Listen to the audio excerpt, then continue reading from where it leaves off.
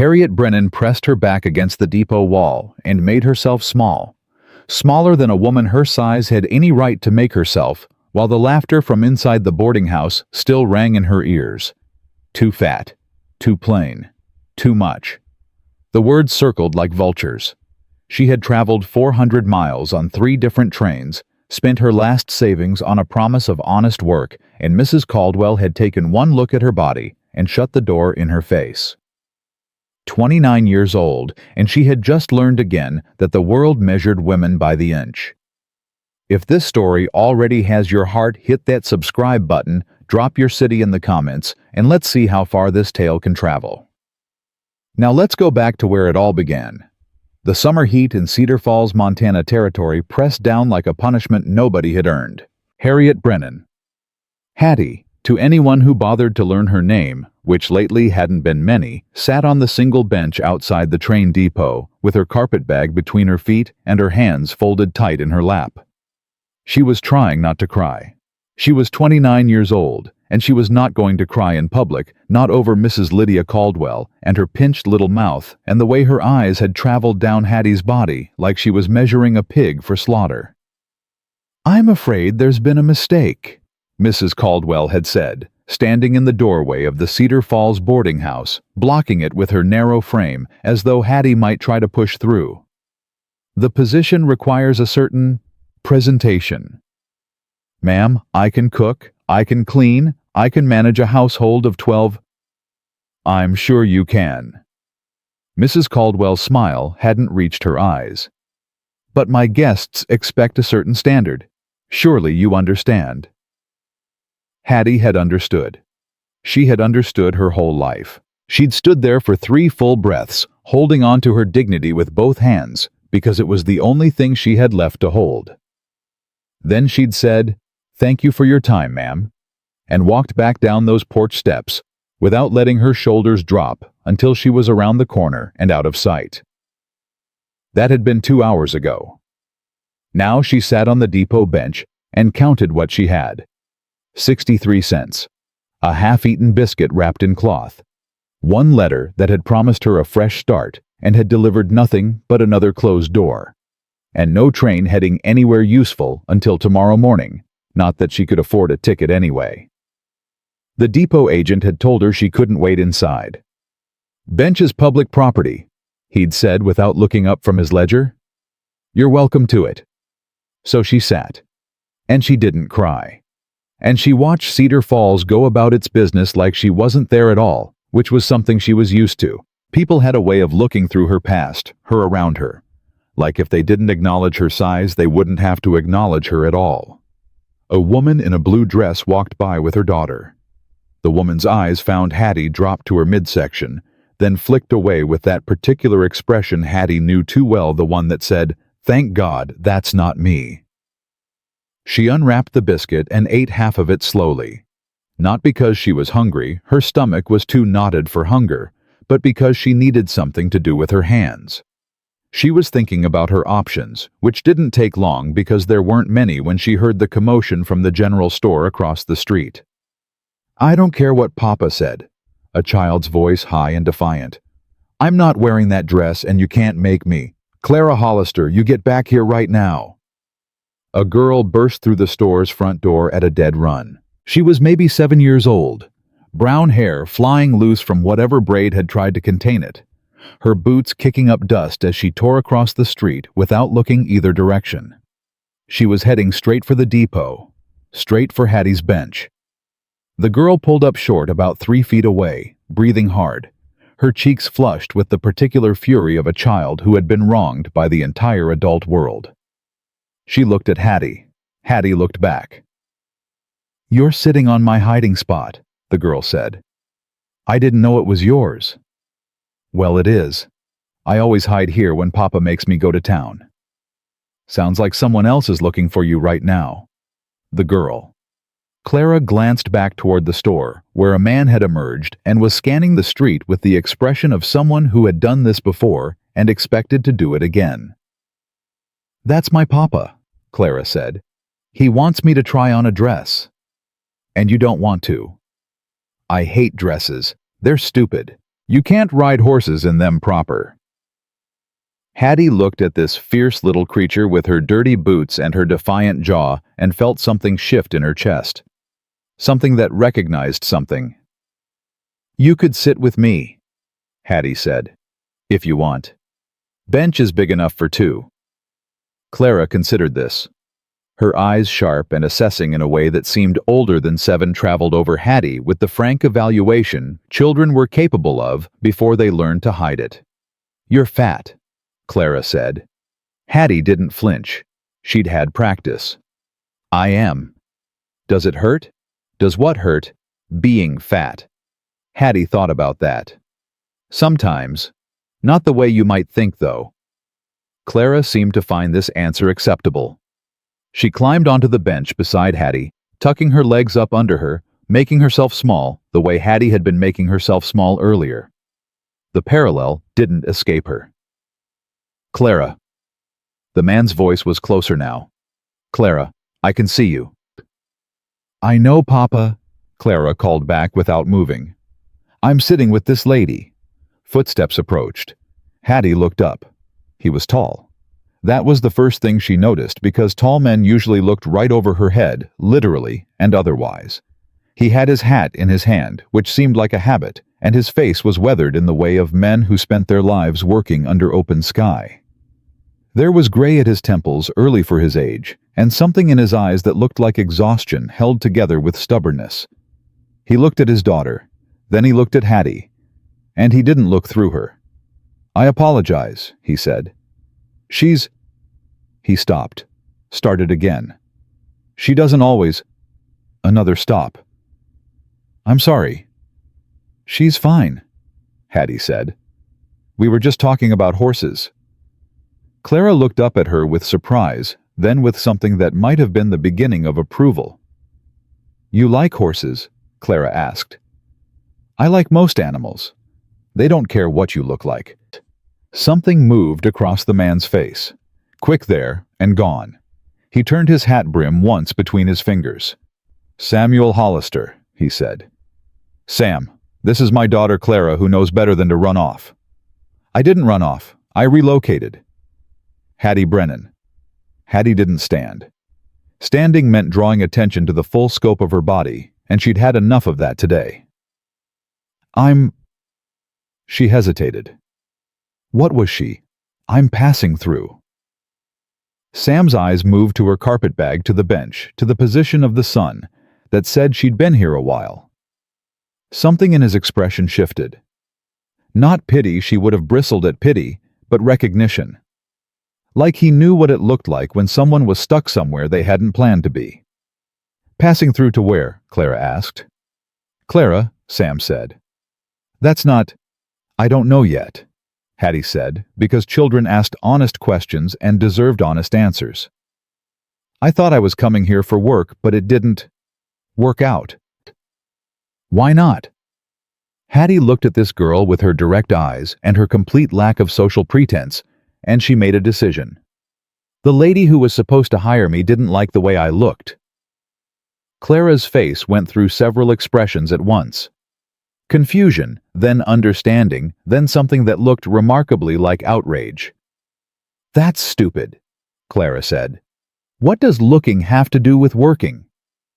"Clara," Sam started. "It is stupid, Papa. Mrs. Perkins at the store looked at me funny today because my boots were muddy. My boots. Like mud has anything to do with anything. It's not the same thing. It's exactly the same thing. People looking at people and deciding things that don't matter." Sam opened his mouth, closed it, looked at Hattie with an expression she couldn't quite read. "She's not wrong," Hattie said quietly. The silence that followed had weight to it. Sam turned his hat brim again twice, and Hattie was beginning to understand that this was something he did when he was working through a problem. "Mrs. Caldwell," he said. Not a question. Hattie blinked. "How did you—" "Small town. She's turned away 6 women in the last year. Always finds some reason." He paused. "You're not the first." "That's—" Hattie stopped herself. She had a word for it, but it wasn't one she'd use in front of a child. "It's wrong," Clara finished for her. "It's mean and it's wrong, and I don't like Mrs. Caldwell anyway. She told Papa I needed a mother's influence." She said this last part in a high, mimicking voice, like Papa doesn't know how to raise me himself. Sam's jaw tightened, just slightly, just enough for Hattie to notice. "Clara, that's enough." "It's true, though. It's enough." Clara subsided, but not entirely. She shot Hattie a look that said, "See what I deal with," and Hattie had to press her lips together to keep from smiling. "Miss Brennan," Sam said, and his voice had changed. Become something more careful, more considered. "You said you were looking for work." I am." She heard the desperation trying to creep into her voice and pushed it back down. "I can cook, I can clean, I can manage a household and handle accounts and—" "I don't need accounts handled," Sam said. "I need someone at the house." Hattie went very still. "Our housekeeper left 3 months ago," he continued.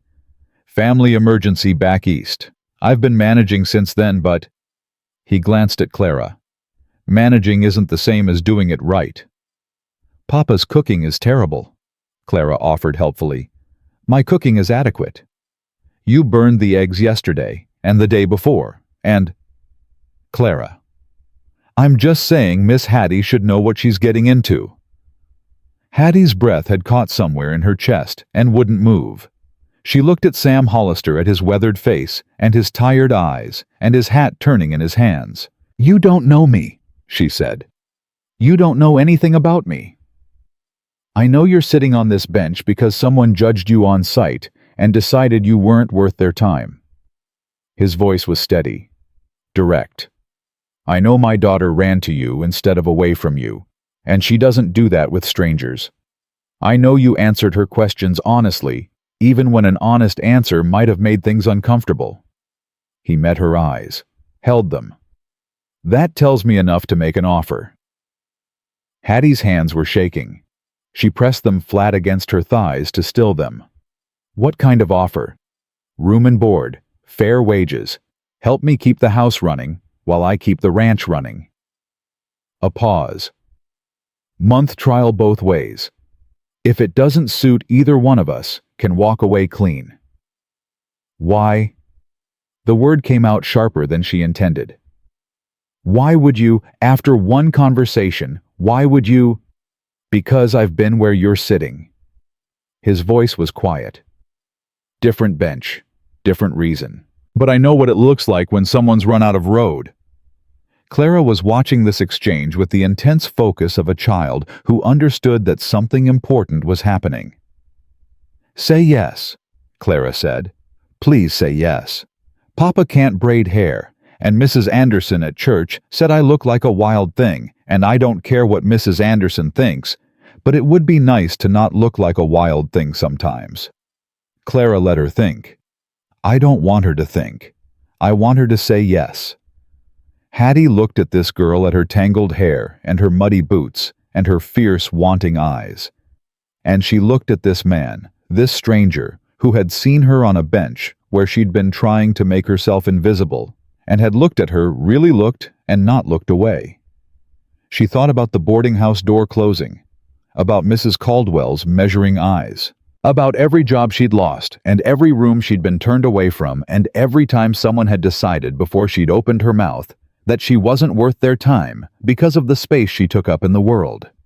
She thought about 63 cents and nowhere to go, and the particular loneliness of being in a crowd of people who all saw through you. "I have conditions," she heard herself say. Something shifted in Sam's expression. Not quite relief, more like the easing of a tension she hadn't realized he'd been carrying. "Name them." "I'm an employee. Nothing else. No expectations beyond the work." "Agreed." "If the situation isn't what you're representing, I leave. No argument." "Also agreed." "And I want to know—" She hesitated, pushed forward. "I want to know why you need someone, the real reason, before the month is up. Because if there's something about this household I should understand, I'd rather hear it from you than figure it out myself." Sam was quiet for a moment. His jaw moved, his hand stilled on his hat. "My wife died 4 years ago," he said. "Childbirth. The baby didn't survive either. A boy." Clara's face had gone very still, very careful. The face of a child who had learned this story too young. Clara was 3. She doesn't remember much of her mother. What she remembers is people coming and going. Housekeepers who stayed 6 months and left. An aunt who moved in for a year and then moved out when she got married. Women who looked at her like a problem to be solved instead of a child to be seen. His voice had gone rough at the edges.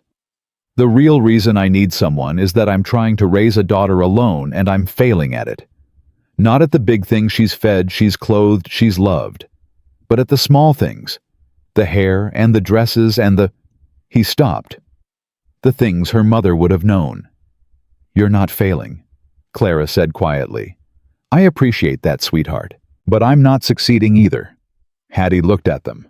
Father and daughter, alone together, holding on to each other in that particular way that people hold on when they've lost something and are terrified of losing anything else.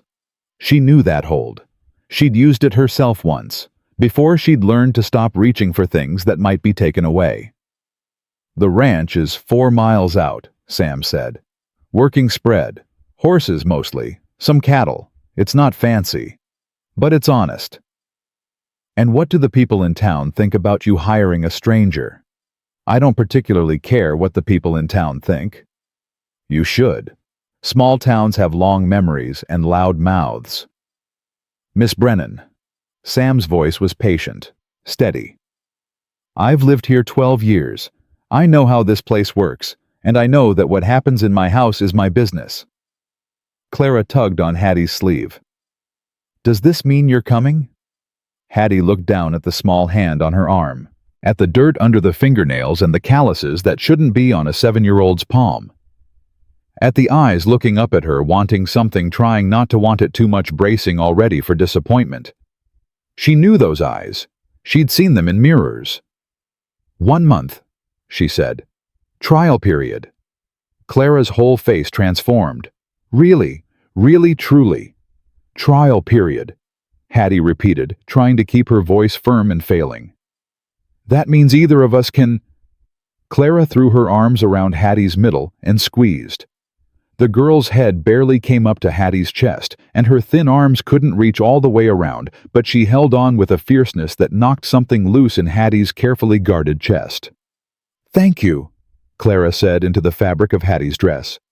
"Thank you, thank you, thank you." Hattie's hands hovered for a moment, uncertain. Then slowly she let them settle on Clara's back. Over the girl's head, she met Sam's eyes. He was looking at her with that stripped open expression again, the one that seemed too private to witness. But he didn't look away, and neither did she. "The wagon's around back," he said. "We should go before the store closes. I need to pick up supplies." "I thought you were making Clara try on dresses."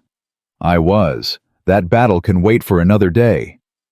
Clara pulled back from the hug, looking triumphant. "Does this mean no dress?" "This means we're discussing it later." "That's what you said last time and later never came." "And yet, here we are discussing it again. Funny how that works." Clara grinned the full, uncomplicated grin of a child who had just won a victory she hadn't expected and grabbed Hattie's hand. "Come on, I'll show you the wagon. Papa got it last year, and it's got good wheels. Not like the old one that used to stick in mud, and the horse is named Bess, and she likes apples and—" She tugged Hattie up from the bench, still talking, and Hattie found herself moving before she'd consciously decided to move. Sam picked up her carpet bag before she could reach for it. "I've got it." "I can carry my own bag?" "I know you can. That's not the point." She didn't argue. She wasn't sure how to argue with someone who did things like that, small courtesies offered without expectation, without commentary, without the particular weighted significance that men sometimes attach to courtesy when they wanted something in return. She followed Clara around the side of the depot, and she didn't let herself look back at the bench where she'd been sitting an hour ago with 63 cents and no hope. She didn't let herself think about what this might mean, or whether it would last, or how badly it would hurt when it ended. She just walked, one foot after the other, toward a wagon and a ranch 4 miles out and a future she hadn't imagined existed an hour ago. The wagon was sturdy and plain built for work. Bess the horse was a steady-looking bay mare who flicked her ears at Hattie's approach and then, apparently deciding she was acceptable, went back to dozing in the afternoon heat. Clara scrambled up onto the wagon bed with the ease of long practice. "You can sit up front with Papa. There's room." Clara let Miss Brennan decide where she wants to sit. "I'm just saying there's room." Sam loaded Hattie's carpet bag in the back, then offered his hand to help her up to the bench seat. She hesitated. She always hesitated. Accepting help meant accepting that someone was looking at her, calculating her weight, judging whether they could support her. But Sam just waited. Patient. His hand steady and calloused and not withdrawn. She took it. Climbed up. Settled herself on the bench with her hands in her lap and her spine very straight. Sam climbed up on the other side, took the reins, and clicked his tongue at Bess. The wagon lurched forward. They passed the depot agent on their way out.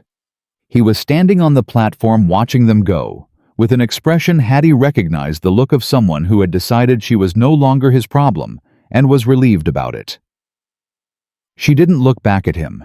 She looked forward at the road, at the mountains rising in the distance, at the sky that seemed bigger here than it had anywhere else she'd been. "Miss Hattie," Clara said from behind her, close enough that Hattie could feel the girl's breath on her neck. "Can you really braid hair?" "I can. Even complicated braids, like the ones in the magazine Mrs. Anderson has." "I don't know about magazine braids, but I can do a proper plait that won't come undone halfway through the day. That's more than Papa can do." "My skills lie elsewhere," Sam said dryly. "Your skills lie with horses, Papa. Horses don't need braids. And yet somehow, I've kept you alive for 7 years without any braiding ability whatsoever." "Barely." But Clara was grinning as she said it. "Miss Hattie, do you know how to make pie?" "I do." "What kind? What kind do you like?" Clara considered this with great seriousness. "Apple. No peach, no both. Can you make both?" "If you have the apples and peaches." "We have a tree, an apple tree. It's got apples on it right now, but Papa says they're not ready yet." "They're not," Sam confirmed. "Another few weeks." "A few weeks isn't that long. Miss Hattie could practice with something else first." "Miss Hattie just agreed to come work for us. Maybe let her get through the first day before you start making pie demands." Clara subsided, but not for long. "Do you know any stories?" "Clara." "I'm making conversation, Papa. You said I should make conversation with guests." "She's not a guest. She's—" Sam stopped. Hattie could practically hear him recalculating. "She's going to be living with us. That's different from a guest." "How is it different? Guests you're polite to. People you live with, you're—" He trailed off. "Yourself," Hattie said quietly. "You're yourself with people you live with." Clara was quiet for a moment. Then, "I'd like that. Being myself with you. Papa lets me be myself, but other people don't always. They want me to be quieter, or cleaner, or more ladylike," Hattie suggested. "That's the word, more ladylike." Clara said it like it tasted bad. "What does that even mean?" "It means different things to different people. Mostly it means whatever the person saying it wants you to be." "That's stupid." "Clara," Sam said. "Language." "Stupid isn't a bad word. It's just accurate." Hattie pressed her lips together to keep from laughing. She liked this child. She hadn't expected to. Hadn't expected anything about this day, but she liked her. The road unrolled ahead of them, brown and dusty in the summer heat. The mountains got closer by increments. The silence settled into something that didn't feel empty. "Miss Brennan," Sam said after a while. "Hattie?" He said her name carefully like he was testing the weight of it. I want to be clear about something. She turned her head slightly to look at him. Yes. What I said back there about needing someone. That's all this is. A job. A fair arrangement. I'm not... He stopped. His jaw tightened. I'm not looking for anything else. I didn't think you were. I know. I just wanted to say it. Out loud. So there's no misunderstanding. I appreciate that. He nodded once. Kept his eyes on the road. His hands on the reins were steady. Mr. Hollister. Sam. Sam. The name felt strange in her mouth. Too familiar too fast. She used it anyway. I've been on my own a long time. I've learned to take care of myself because no one else was going to do it. I don't need anyone to rescue me, and I don't expect anyone to. I'm not trying to rescue you. I know, I just wanted to say it. She turned his words back on him. Out loud. So there's no misunderstanding. Something moved at the corner of his mouth. Almost a smile. Fair enough. Clara poked her head between them from the wagon bed. Are you both done being serious now because I want to tell Miss Hattie about the chickens? There are chickens, Hattie asked. 7 of them. I named them all. Papa said I shouldn't name them because sometimes they... She stopped, made a face. But I named them anyway, and none of them have gotten eaten yet, so I think I was right. What are their names? Clara launched into a detailed explanation of each chicken's name, personality, and dietary preferences. Hattie listened. Sam drove. The road kept unrolling. Somewhere in the middle of Clara's description of a chicken named Beatrice, who had strong opinions about corn, Hattie realized she wasn't thinking about Mrs. Caldwell anymore. She wasn't thinking about the boarding house door closing, or the measuring eyes, or the 63 cents that had been her entire net worth an hour ago. She was thinking about apple trees that weren't ready yet, about braids that wouldn't come undone, about a fierce little girl who named chickens and hated dresses, and wanted someone to be herself with. She was thinking that maybe this was what it felt like when a road you'd been walking alone suddenly had company. She didn't let herself think it too hard, didn't let herself hope too much. Hope was expensive, and she'd learned to be careful with her currency. But she let herself sit on that wagon bench with the summer sun warm on her shoulders, and she let herself listen to Clara talk about chickens, and she let herself be here in this moment going somewhere instead of nowhere. That was enough for now. The ranch came into view as the sun was starting to think about setting. A long, low house, a barn that needed paint, fences that had been mended more than once, a corral where 3 horses lifted their heads at the wagon's approach. It wasn't fancy. Sam had warned her about that. But there was something about it, the way the light hit the windows, the way the house sat in the landscape like it belonged there, that made Hattie's chest do something complicated. That's home, Clara said, leaning forward between them. That's our home. Our home. Not my home or Papa's home. Our. Hattie filed that away. The way a child claimed a place. The way belonging sounded in a 7-year-old's voice. Sam guided the wagon through the gate and up to the house. Before they'd fully stopped, Clara had scrambled down and was running toward the barn. I'm going to tell the horses about Miss Hattie, she called back over her shoulder. They'll want to know. Don't run near the horses. Sam started, but she was already gone. He sighed. She's going to give me gray hair. More gray hair. She's spirited. That's one word for it. But there was warmth under the resignation, pride even underneath that. Come on, I'll show you the house. He helped her down from the wagon again, that same patient hand, that same steady presence. She was going to have to get used to that, she realized, to someone offering help without making it feel like charity. The house was... She stopped herself from cataloging it, from looking at it the way she usually looked at places, measuring them for flaws, preparing herself for disappointment. Instead, she just walked through the front door and let herself see it as Clara might. As a home. Not perfect, not impressive, but solid. Real. "Kitchen's through there," Sam said, gesturing. "Sitting room's here. Bedroom's upstairs." He rubbed the back of his neck. I know it's not much. "Mrs. Perkins in town has a house with wallpaper and—" "Mr. Hollister." "Sam." "Sam." She turned to face him. "This is fine. This is more than fine. You don't need to apologize for your home." Something in his face eased. Old habit. Apologizing. Maybe we both have old habits to break. He looked at her for a long moment. She let him look. Didn't try to deflect or diminish or make herself smaller. "Maybe we do," he said quietly. Clara burst through the back door, bringing with her the smell of hay and horse and summer evening.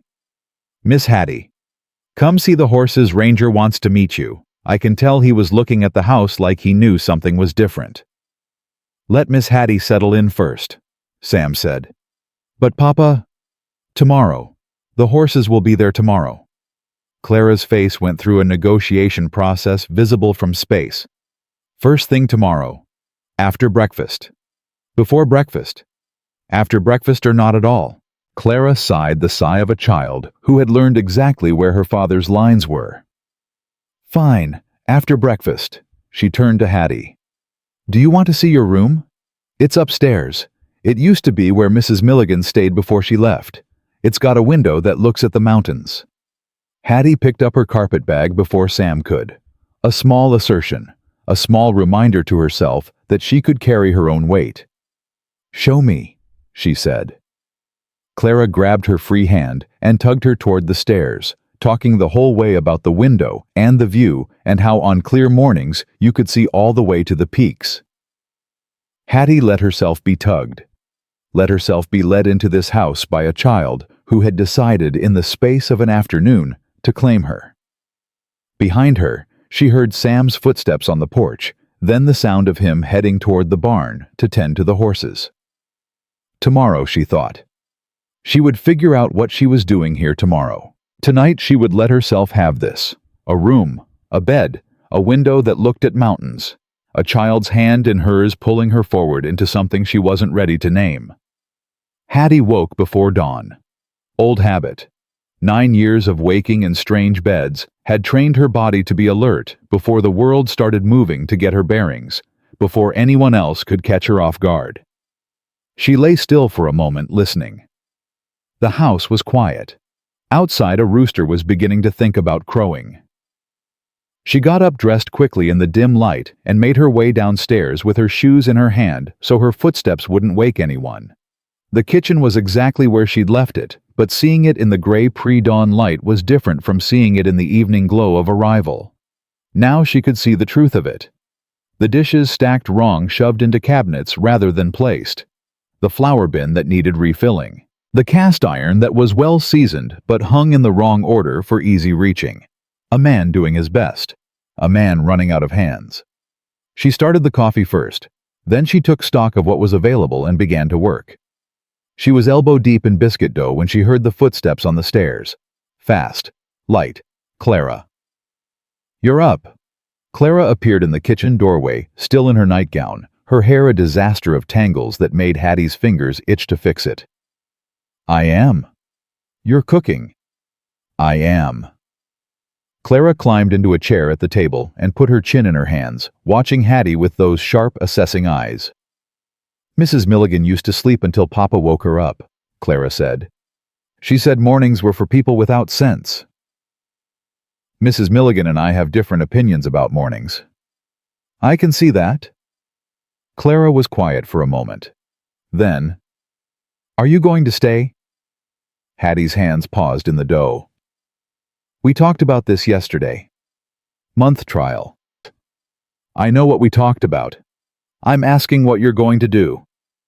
Hattie looked at this child 7 years old, already learning to ask the hard questions because soft questions had let her down too many times. "I'm going to make breakfast," Hattie said carefully. "And then I'm going to see the horses because you promised. And then I'm going to figure out what this household needs and try to provide it." "That's not an answer." "It's the only answer I have right now." Clara considered this. Her jaw worked that particular set that Hattie was beginning to recognize as the girl processing something she didn't like but couldn't argue with. "Okay," Clara said finally. "But I'm going to ask again tomorrow." "I expect you will. And the day after that." "I expect that too." Something shifted in Clara's face. Not quite a smile, but the possibility of one. "Good." Mrs. Milligan stopped answering after the third time I asked. She said I was being tiresome. "Were you?" "Probably. I don't care. Tiresome is better than not knowing." Hattie turned back to the biscuits so Clara wouldn't see her expression. This child. This fierce, wounded, determined child who had decided that being prepared for loss was better than being surprised by it. Hattie knew that decision. She had made it herself once. She had been about Clara's age. "Go wash your face," she said, "and try to do something about that hair before your father sees it." "I can't do anything about my hair. That's the whole problem." "Then come here after you've washed, and I'll do it for you." Clara was off the chair and up the stairs before Hattie finished the sentence. Sam came down 20 minutes later when the coffee was ready and the biscuits were in the oven, and Clara was sitting at the table with her hair in two neat braids that wouldn't come undone until she took them out herself. He stopped in the kitchen doorway, looked at the table set for 3, looked at the coffee steaming, looked at his daughter whose hair was actually brushed for once, looked at Hattie standing at the stove like she belonged there. "You didn't have to," he started. "Sit down, Mr. Hollister." "Sam?" "Sit down, Sam. Breakfast is almost ready." He sat. He didn't argue. He took the coffee she poured him, and he drank it, and something in his shoulders eased in a way that told her he hadn't realized how tense they'd been. "Miss Hattie did my hair," Clara announced. "And she didn't pull. Mrs. Milligan always pulled." "Mrs. Milligan had arthritis in her hands," Sam said. "She did her best." "Her best hurt." "Clara." "I'm just saying Miss Hattie's best doesn't hurt. That's a compliment." Hattie set the biscuits on the table and sat down. "Eat, both of you." They ate. The kitchen was quiet except for the sounds of chewing and the occasional request to pass something. It was the most peaceful breakfast Hattie had had in months. It lasted until Clara said, "Papa, can Miss Hattie meet Toby today?" Sam's fork stopped halfway to his mouth. Something crossed his face, something Hattie couldn't read. "Toby?" Hattie asked. "He lives in the barn," Clara said. "Clara?" "Well, he does. In the loft. He's been there since—" "That's enough." Sam's voice had gone tight. He set his fork down. "Toby is— he helps around the ranch." "He's 11, Clara said, ignoring her father's tone. "He doesn't have any parents. Papa found him trying to steal eggs from our chickens last winter, and instead of calling the sheriff, he— Clara, I said that's enough." The kitchen went very quiet. Hattie looked at Sam. He was looking at his plate, his jaw set, his hands flat on the table, the way people's hands went flat when they were trying very hard not to show what they were feeling. "There's a boy living in your barn," Hattie said. Not a question. "In the loft. It's warm, dry. He's got blankets and—" "There's an 11-year-old child living in your barn." Sam met her eyes. "I tried to bring him inside. He won't come. He doesn't trust being inside. Not yet." Something moved through Hattie's chest. Something that recognized something. "How long has he been here?" 5 months, since February. He was half-starved when I found him. Wouldn't talk for the first 3 weeks. Wouldn't even look at me." Sam's voice had gone rough at the edges. "He's better now. He eats, he works, he's good with the horses. But he won't—" He stopped, started again. "He won't let anyone close. I've been trying. Clara's been trying. But every time we push, he pulls back, and I'm afraid if I push too hard he'll run, and he's got nowhere to run to."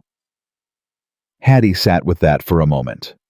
An 11-year-old boy who trusted horses more than people, who slept in a barn because inside felt too dangerous, who had built walls around himself because the world had taught him that walls were necessary.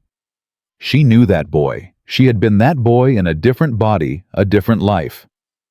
"I'd like to meet him," she said quietly. "He might not. He doesn't do well with strangers." "I understand. If he won't talk to you, don't take it personal. It's not Sam." She said his name and he stopped. "I understand." Something passed between them. A recognition, an understanding that went deeper than the words.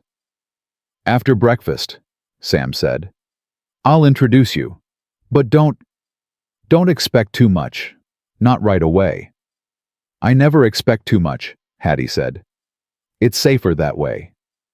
Clara was watching this exchange with the focus of a child who understood that something important was being discussed, but wasn't quite sure what.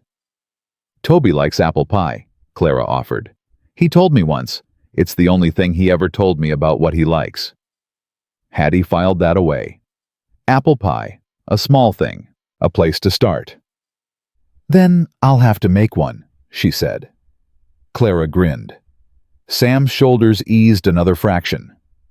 And somewhere in the barn, a boy Hattie hadn't met yet didn't know that someone new had arrived who might understand the kind of walls he'd built. The morning moved fast after that. Sam took Hattie out to the barn to meet the horses with Clara, running ahead to announce their arrival to anything that would listen. The barn was well kept.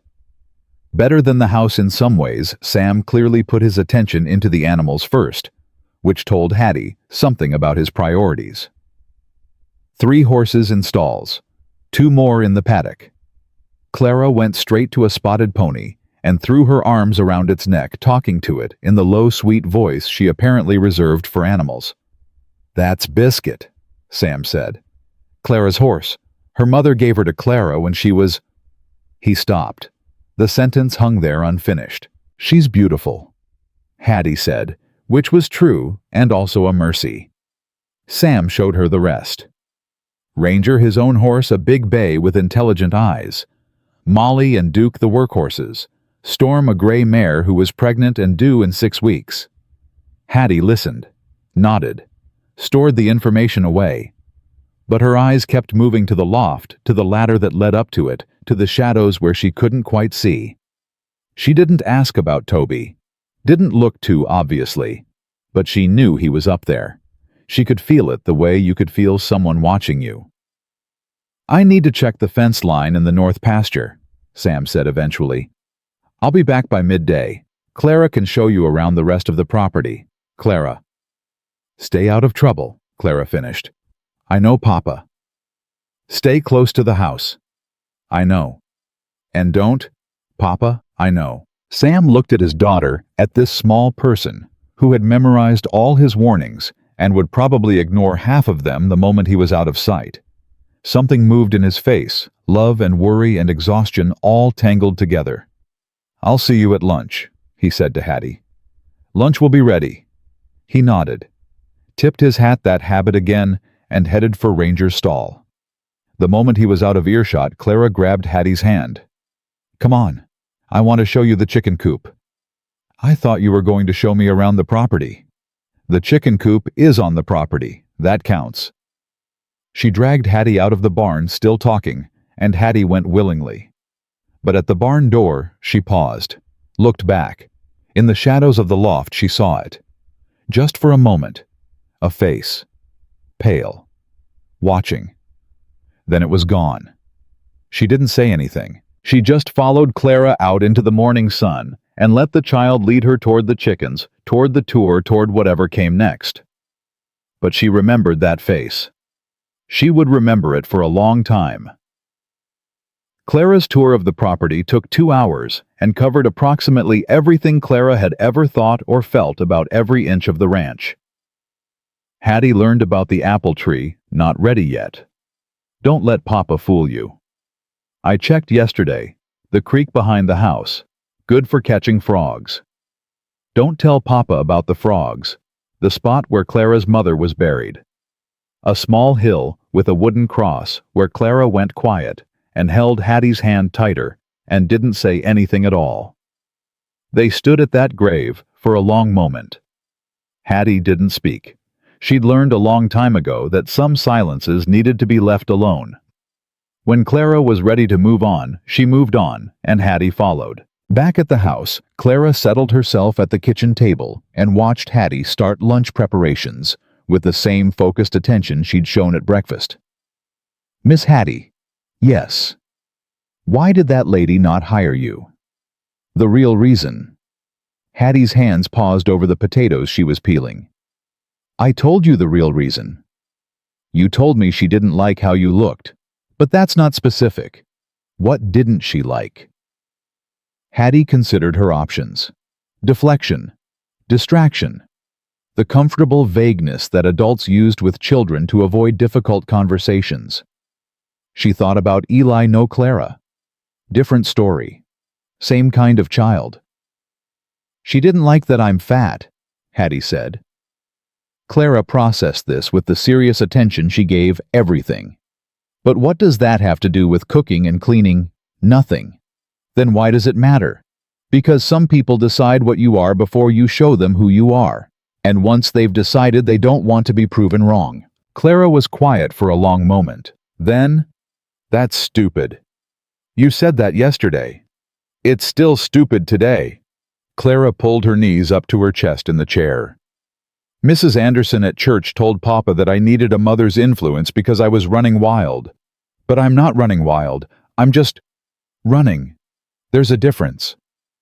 "There is." She looked at me the way you said, like she'd already decided what I was. "What did she decide you were? A problem?" Clara's voice was matter of fact, but something underneath it wasn't. "A problem that needed fixing. That's what everyone thinks. That's why all the ladies Papa knows keep trying to get him to marry them. Not because they want him, because they think they can fix me." Hattie set down the potato and the peeler. She turned to face Clara fully. "Do you think you need fixing?" "No." Clara's chin came up. "I think I need understanding. There's a difference." Something cracked open in Hattie's chest. This child. This fierce, brave, wounded child who had found the exact right words for something Hattie had spent 29 years trying to articulate. "Yes," Hattie said quietly. "There is." They looked at each other across the kitchen. Two people who had been looked at and found wanting by people who hadn't bothered to look properly. "I don't think you need fixing," Clara said. "I don't think you do either." Clara's face did something complicated. "Good. That's good." She unfolded from the chair and went to the window, looking out at nothing in particular, and Hattie understood that the conversation was over because Clara needed it to be over, because it had gotten too close to something too real. She went back to peeling potatoes and let the silence settle around them like something soft. Sam came back at noon with dust on his boots and weariness in his shoulders. He ate the lunch Hattie had made without comment, but she saw the way his eyes closed briefly at the first bite, the way something in him unclenched at the simple fact of food he hadn't had to make himself. After lunch he went back out. The fence line needed more work than he'd expected. "I might be late," he said at the door. "Don't hold dinner." "We'll hold dinner." "Hattie." "We'll hold dinner, Sam. Go fix your fence." Something moved in his face. That stripped-open expression she was starting to recognize. Then he nodded once, put his hat on, and went. Clara was napping or pretending to nap, which amounted to the same thing in terms of keeping her out of trouble for an hour. Hattie used the quiet to take stock of the kitchen properly, to figure out what was where, and what was missing, and what needed to be done. She was up to her elbows in the pantry, reorganizing flour and sugar and dried beans, when she heard the creak of the floorboard behind her. She went very still. The creak came again, then silence. Hattie turned slowly. The boy was standing in the kitchen doorway, thin, pale, watching her with the wary eyes of something wild that had come close enough to look, but not close enough to be caught. "Toby." She didn't speak, didn't move toward him. She just stood there, flower on her hands, and let him look. He was small for 11. Underfed even now, even after 5 months of regular meals. His clothes were two big hand-me-downs, probably from Sam, or from whoever had donated to the cause of clothing a stray child. His eyes were what got her. Old eyes in a young face. Eyes that had seen too much and trusted too little. She knew those eyes. She had worn them herself. "I'm Hattie," she said. Quiet, calm. No sudden movements. He didn't answer. Didn't move. Just kept watching. "I'm making dinner later. You're welcome to eat with us." Still nothing. "Or I can leave a plate out for you if you'd rather." A flicker in his expression, just a tiny one. "Clara says you like apple pie." The flicker became something more, surprise maybe, or something like it. "I don't have apples yet. The tree's not ready. But when it is, I'll make one." The silence stretched. Hattie waited. She was good at waiting. You learned to be good at it when you'd spent your whole life waiting for people to decide you were worth their time. "The tree's got good apples," Toby said. His voice was rough, unused, like something that had been packed away in a closet and brought out for the first time in months. "I heard. Last year's pie was—" He stopped, swallowed. "Mrs. Milligan made it.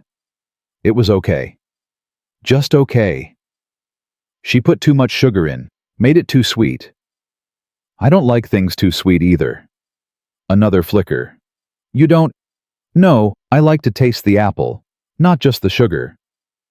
Toby was quiet again, but he hadn't left. That was something. "I'll remember that," Hattie said. "When I make it, not too sweet." I wasn't asking you to." "I know, I'm just saying I'll remember." He stood there for another long moment. Then so quietly, she almost didn't hear it. "Okay."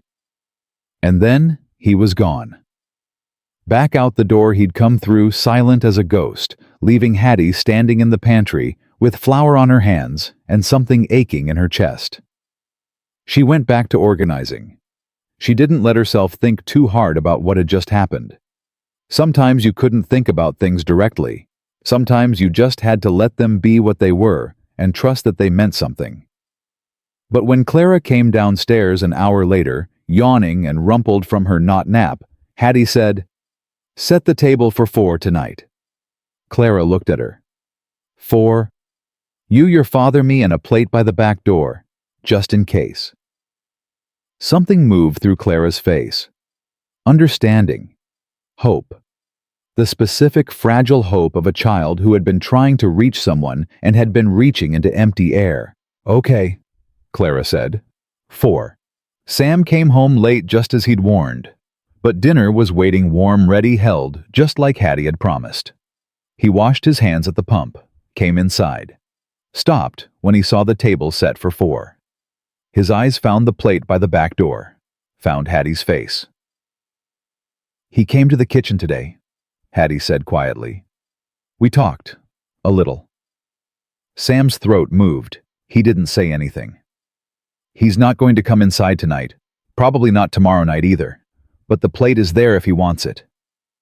"How did you—" Sam stopped. Started again. "I've been trying for 5 months. He won't—" "He's not ready to trust, but he's ready to watch. That's the first step." Sam looked at her. Really looked. The way he'd looked at her on the depot bench when he'd seen something in her that other people hadn't bothered to see. "How do you know?" he asked. "Because I've been where he is. Different circumstances. Same walls." She kept her voice even. "You can't break down those walls, Sam. You have to wait for whoever's inside to open the door." The kitchen was very quiet. Clara was watching them both with that intent focus of hers. "You're going to stay," Clara said. "Not a question this time. We have a month trial. You're going to stay. I can tell." Hattie looked at this child, at her fierce certainty, at the hope she was trying so hard not to feel too strongly. "Eat your dinner," she said, "before it gets cold." Clara grinned and picked up her fork. Sam sat down.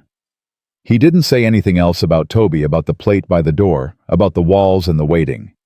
But when he looked at Hattie across the table, there was something in his eyes that hadn't been there before. Something that looked like the beginning of belief. The plate by the back door was empty in the morning. Hattie noticed when she came down to start breakfast. She didn't say anything about it, just washed it and put it away, and started the coffee. But she smiled, small and private, just for herself. 3 days passed, then 4, then a week. The plate by the door was empty every morning. Toby still wouldn't come inside, still wouldn't eat at the table, but he took what she left.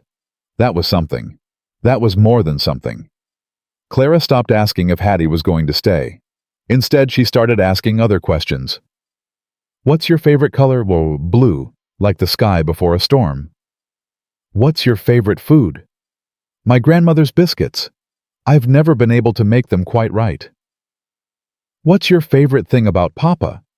Hattie had been washing dishes when Clara asked that one. Her hands paused in the water. Your father is honest, she said carefully. That's rare. That's not what I asked. It's what I answered. Clara made a face but didn't push. She was learning this child, learning when to push and when to wait. Learning maybe that some answers needed time to form. The second week brought visitors. Hattie was hanging laundry behind the house when she heard the horses, 2 of them coming up the road. She didn't stop what she was doing, didn't go inside, just kept hanging shirts and dresses and waiting to see who would appear. It was 2 women, middle-aged, well-dressed.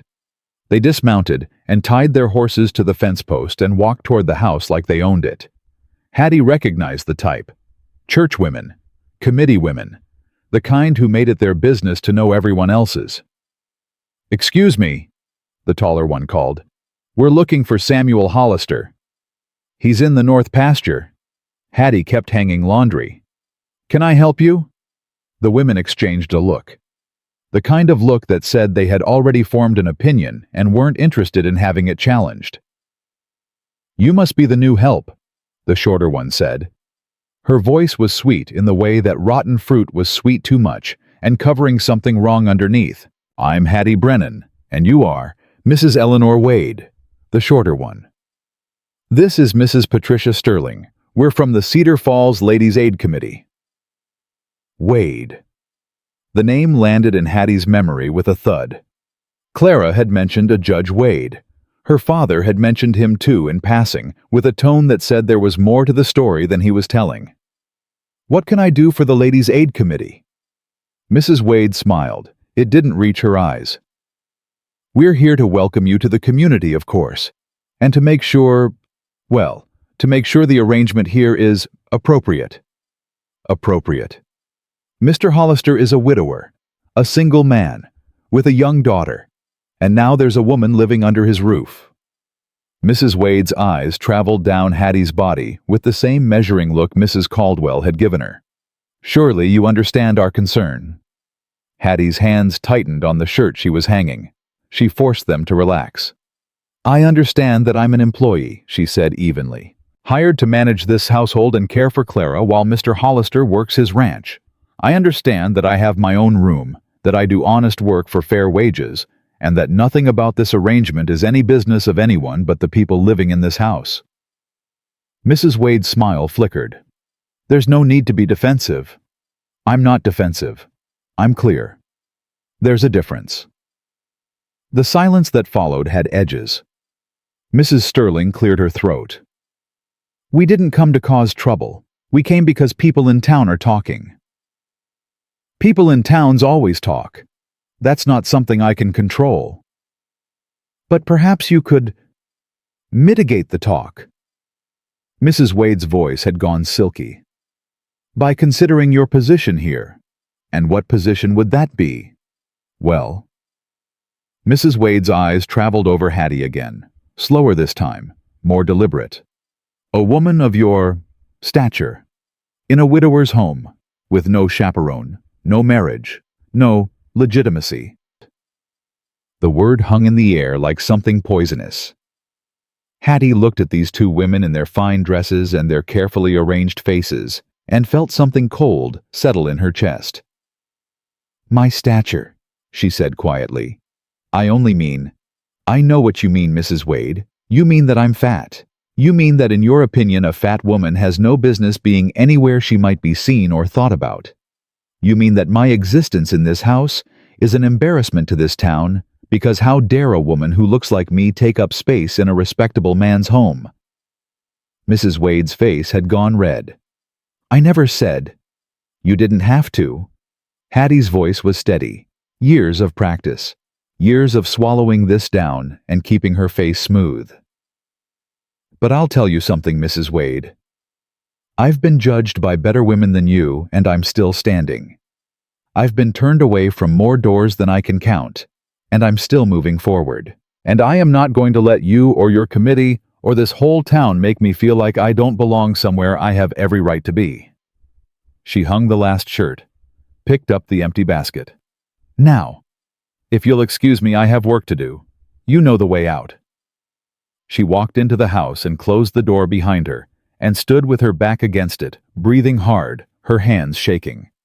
From outside, she heard voices, low angry, then horses, then silence. Clara's voice came from the top of the stairs. "Miss Hattie, who was that?" Hattie closed her eyes, breathed, opened them. "Nobody important," she said. "Come help me start dinner." She didn't tell Sam about the visit. Not right away. She needed to think about it first, to figure out what it meant and how much of a problem it was going to be. But Clara told him at dinner, because Clara told her father everything, whether it was convenient or not. "Mrs. Wade came today," Clara said around a mouthful of potatoes. "She said mean things to Miss Hattie. But Miss Hattie said meaner things back, and Mrs. Wade left looking like she'd swallowed a frog." Sam put down his fork. "Eleanor Wade was here." "I handled it," Hattie said. "What did she say?" "Nothing I haven't heard before." "Hattie?" His voice had gone serious. "What did she say?" She met his eyes. This man who had looked at her and not looked away, who had hired her based on a conversation on a bench, who had brought her into his home and trusted her with his daughter and asked nothing but honest work in return. She said the town is talking. About me being here, about what it looks like. Sam's jaw tightened. And she implied that a woman of my stature had no business being in a respectable man's home. The kitchen went very quiet. "She said that." Sam's voice was flat. "Not in those exact words, but yes." Something moved through his face. Something dangerous. Something she hadn't seen there before. "Eleanor Wade is Judge Wade's wife," he said. "The judge has been trying to buy this land for 3 years. Every time I turn him down, something inconvenient happens. A fence gets broken. A horse goes missing. The bank starts asking questions about my mortgage." Hattie's stomach tightened. "You think this is connected?" "I think nothing Eleanor Wade does is disconnected from what her husband wants." Sam pushed back from the table. "I'll handle it." "How?"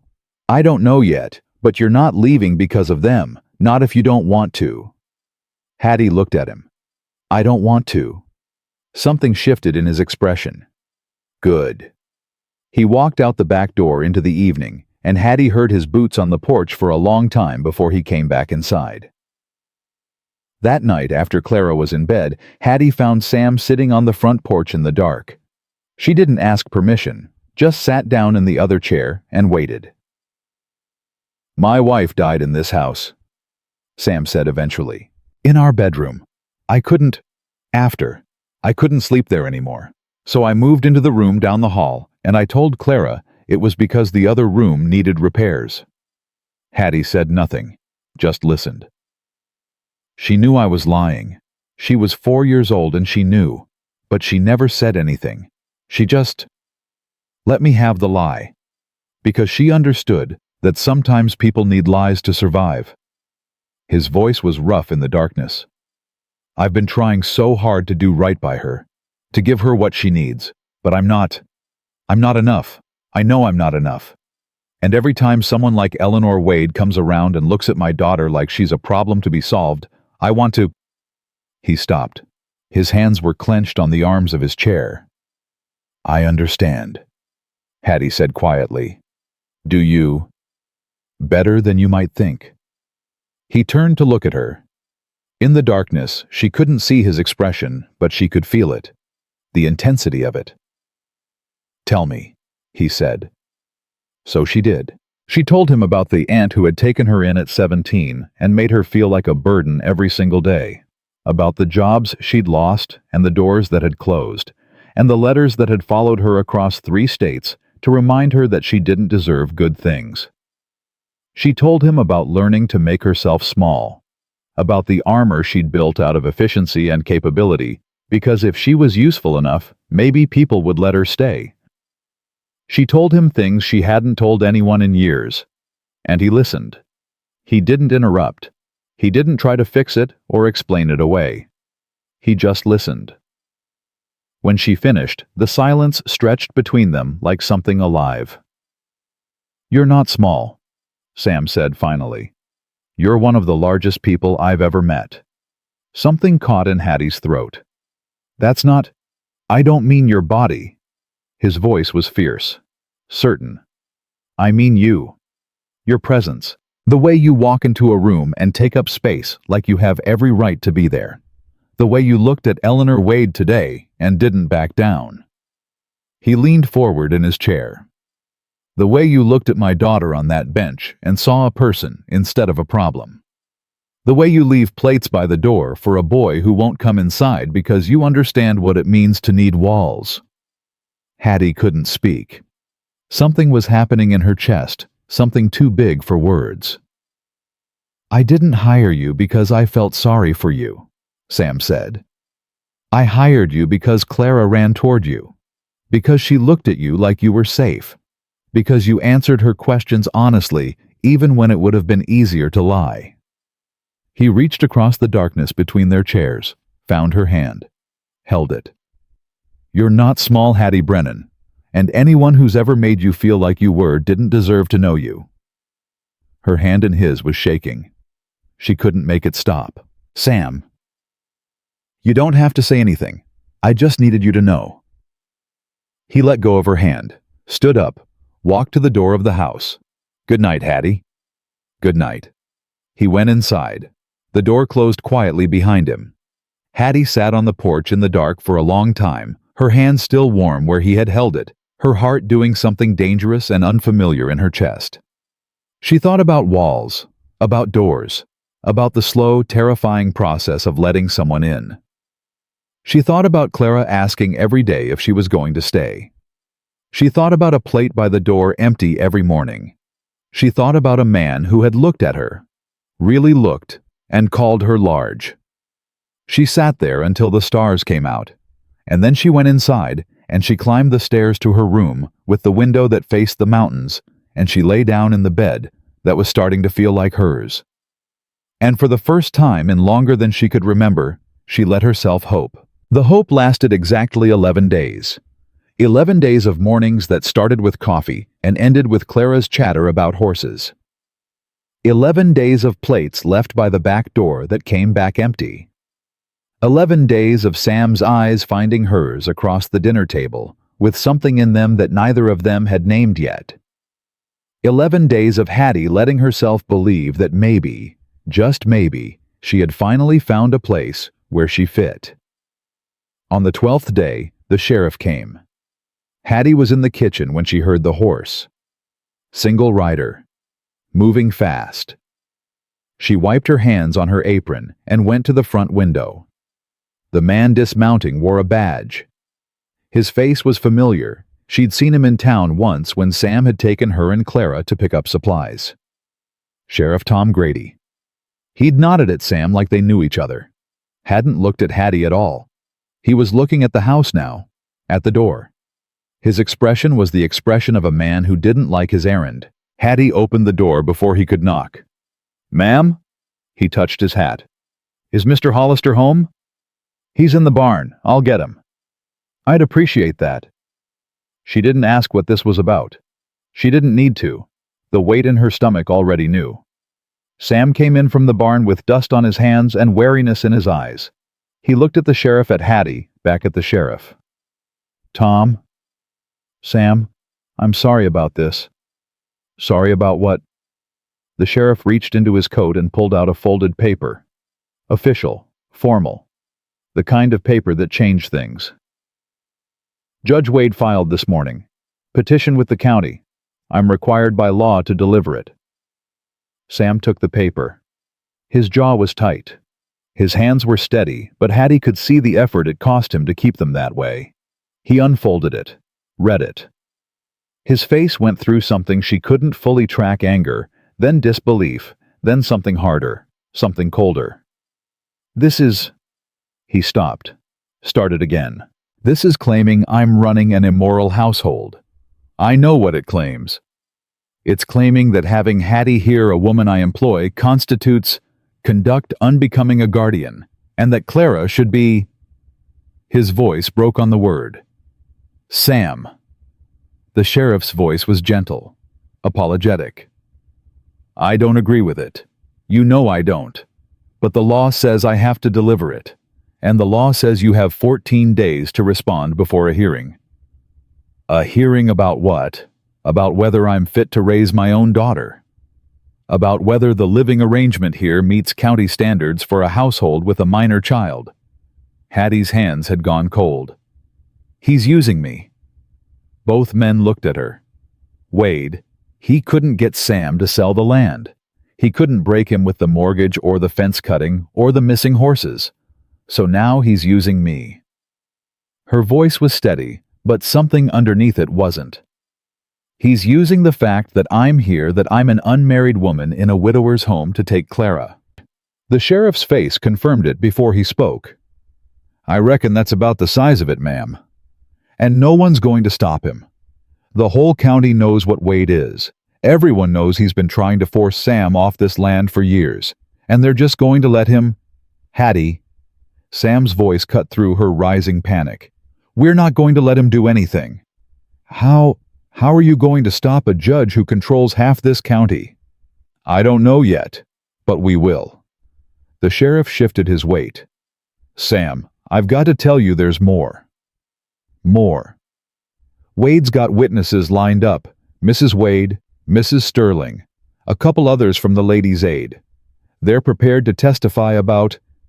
He glanced at Hattie. About the inappropriate situation here. What inappropriate situation? Hattie cooks and cleans and takes care of my daughter.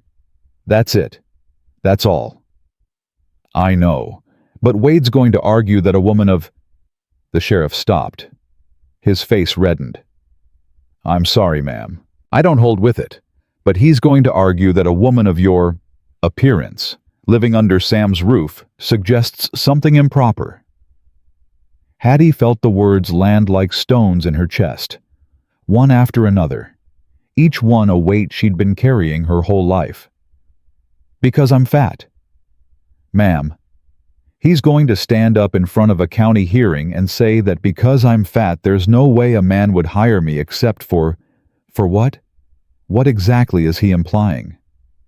The sheriff couldn't meet her eyes. I'm sorry, I truly am. Sam stepped forward. Tom, you tell Wade that if he thinks he can... Sam. The sheriff held up a hand. I'm not your enemy here. I'm just the messenger. You've got 14 days. Use them. He tipped his hat to Hattie, a small courtesy that cost him nothing and meant everything, and left. The silence after the door closed was the loudest thing Hattie had ever heard. Papa! Clara's voice came from the stairs. Small. Scared. Hattie turned. The girl was standing on the third step, her face pale, her hands gripping the railing. How much did you hear? Sam asked. Enough. Clara's voice wobbled. Is the judge going to take me away? No. But you said, no one is taking you anywhere. Sam crossed to the stairs and knelt down so he was level with his daughter. Do you hear me, Clara? No one. But what if? There's no what if. This is your home. I'm your father, and no one, not Judge Wade, not anyone, is going to change that." Clara's chin trembled. "Promise? Promise." She threw herself into his arms, and he caught her, and Hattie stood in the middle of the kitchen, watching them hold on to each other, and felt something break inside her. This was her fault. She had brought this down on them. If she hadn't come here, if she hadn't stayed, if she hadn't let herself hope, don't. Sam's voice cut through her spiral. He was still holding Clara, but his eyes were on Hattie. "I can see what you're thinking. Don't." "Sam, this isn't your fault. Wade has been looking for a weapon to use against me for 3 years. If it wasn't you, it would have been something else." "But it is me. That's the point. I'm the weapon he chose because you're what, an employee doing honest work. A woman who's given my daughter more stability in 3 weeks than she's had in 4 years. A liability." The word came out harsh, jagged. "That's what I am to you now, a liability." Clara pulled back from her father's arms. "No, you're not." "Clara, you're not." The girl's voice had gone fierce. "You're not a liability. You're Miss Hattie. You braid my hair, and you make biscuits that don't burn, and you leave plates out for Toby, even though he won't come inside yet. Sweetheart. And you're the first person who stayed longer than 2 months without looking at me like I was too much trouble." Clara's eyes were bright with tears she was fighting not to shed. "So don't you dare say you're a liability. Don't you dare." Hattie's throat had closed up. She couldn't speak, couldn't breathe. Sam stood. "Clara's right. Sam, you're not leaving. Not unless you want to. And I don't think you want to." She looked at this man, at his steady eyes and his certain voice, at the way he was looking at her, like she mattered. Like she belonged here. Like nothing Wade could do would change that. "I don't want to," she said. The words came out small, scared. "Then stay, and we'll figure this out together." Together. The word hung in the air between them, heavy with meaning neither of them was ready to fully examine. "How?" Hattie asked. "How do we figure out a judge who has the whole county in his pocket?" "I don't know yet." Sam's jaw tightened. "But I know one thing. Wade thinks I'm going to roll over because he's got power and I don't. He's wrong. I've been fighting for this land for my family for 4 years. I'm not going to stop now. And if we lose, we won't. But if we do, then we go somewhere else and start over. But we go together. All of us." He said it like it was simple. Like packing up everything and leaving was just another problem to be solved. Maybe it was. Maybe that was what he'd learned in all these years of fighting and losing and fighting again. That starting over wasn't giving up. It was just finding a new place to stand. "Papa." Clara tugged on his sleeve. "Does Toby know?" Sam went still. "No, I need to tell him." "I'll do it," Hattie said. Both of them looked at her. "He's been coming closer. Every day, a little closer. If he hears this from you, he might think—" She stopped. "He might think he's next. That you're going to send him away too. I would never—" "I know that. You know that. But Toby doesn't know that. Not yet." She pulled off her apron. "Let me talk to him. Let me explain." Sam hesitated, then nodded. "All right. But Hattie, I know. Careful. That's not what I was going to say." He held her gaze. "I was going to say thank you. For thinking of him. For thinking of all of us." Something warm moved through Hattie's chest. Something that felt dangerously like belonging. She went out to the barn before she could think too hard about it. Toby was in his usual spot. The loft. The shadows. Watching without being seen. Hattie climbed the ladder slowly. Gave him time to see her coming. Time to decide if he wanted to stay or run. When her head cleared the loft floor, she stopped. Let him look at her. He was pressed against the far wall. Small. Wary. his eyes tracking her every movement like a wild thing calculating distances. "I'm not coming all the way up," she said. "Just wanted to talk. You can stay right where you are."